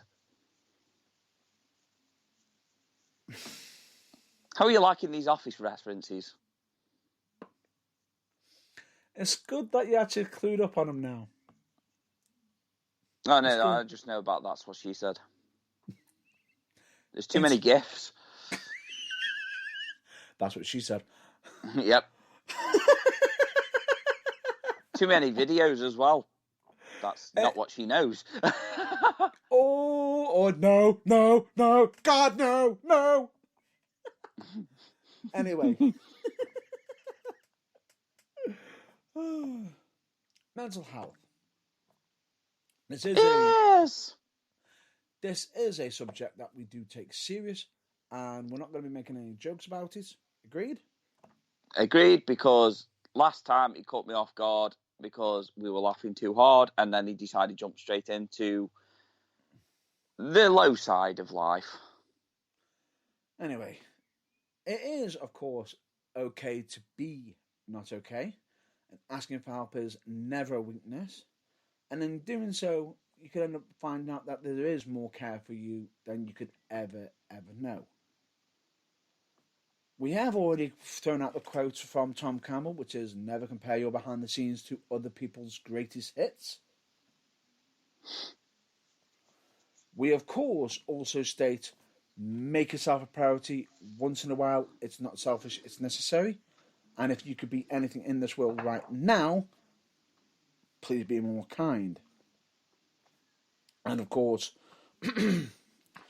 what is the number one rule of Progress Wrestling and the Burning Truth and in general life? Don't be a fucking dick. Could not have been said any better. And of course, the quote where the people's names always escapes Mr. Irvine's mind. Yes. Okay. okay, be excellent to one another. Oh, no. Be excellent to each other. Nah, same difference. Tomatoes, tomatoes. It is, but you'll be shot by somebody. I don't care. I like causing controversy. You forget that. They will shoot you because that is a serious quote. I would probably just say to Rhea. And that is, of course, said by the Wild Stallions. The Wild Stallions. He gets one. Let's not be a Rab C. Nesbitt. Mr. I'm living the gimmick. In joke, that is. In joke. The Wild Stallions. Anyway. It's the Wild Stallions, and it is done by Bill S. Preston, Esquire, and Ted Theodore Logan. Yes, the Wild Stallions. So, oh, fucking hell, you just kill me off with the fucking Benjamin Nesbitt, you twat. Oh, just fucking kill me off, you twat. Gonna turn up with your little fucking. No. You gonna turn up, are you? Keep the joke. Keep it an in joke. No. Oh, please. I wasn't going to reference you personally. I was actually going to reference the TV show. Go on then. With his shopping bags and string vest. And nipples on show all the time. Mm-hmm. I remember a certain Dave Del Vecchio going, "No, Carl, put your t-shirt back on. I can't take it very seriously like this anymore." What the hell is wrong with you bringing up a story about my cousin? Well, you know, you are the spitting image of him.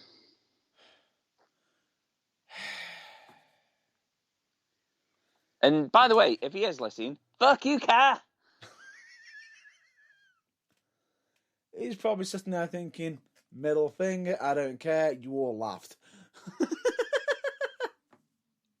That's fair. That's fair. Yeah, anyway, with that, this has been The Burning Truth. I've been Matt Burns. And I've been James Irvine. We hope you all stay well and stay safe, and hopefully catch you on the next episode. But we always recommend check out your local wrestling promotions and reach out to a family member, colleague, or anybody you haven't spoken to in a long while, be it either phone, text message, social media, Morse code, carrier pigeon, or is there any other things you can think of? Oh, smoke signals and sound waves? Yeah. I'm just trying to think of one there. Oh, bad smells. There's a lot of communication that can go on through a fart. Yeah, it can. Yeah, pretty much. What the fuck have you eaten? Or I need to get the fuck out of here. Yeah, or get out of my fucking room. Anyway, it's time. Let's shut down. I'm tired. It has been emotional. We'll hopefully catch you next week. And until then, stay well, stay safe, and catch you later. Hammer says, fuck you.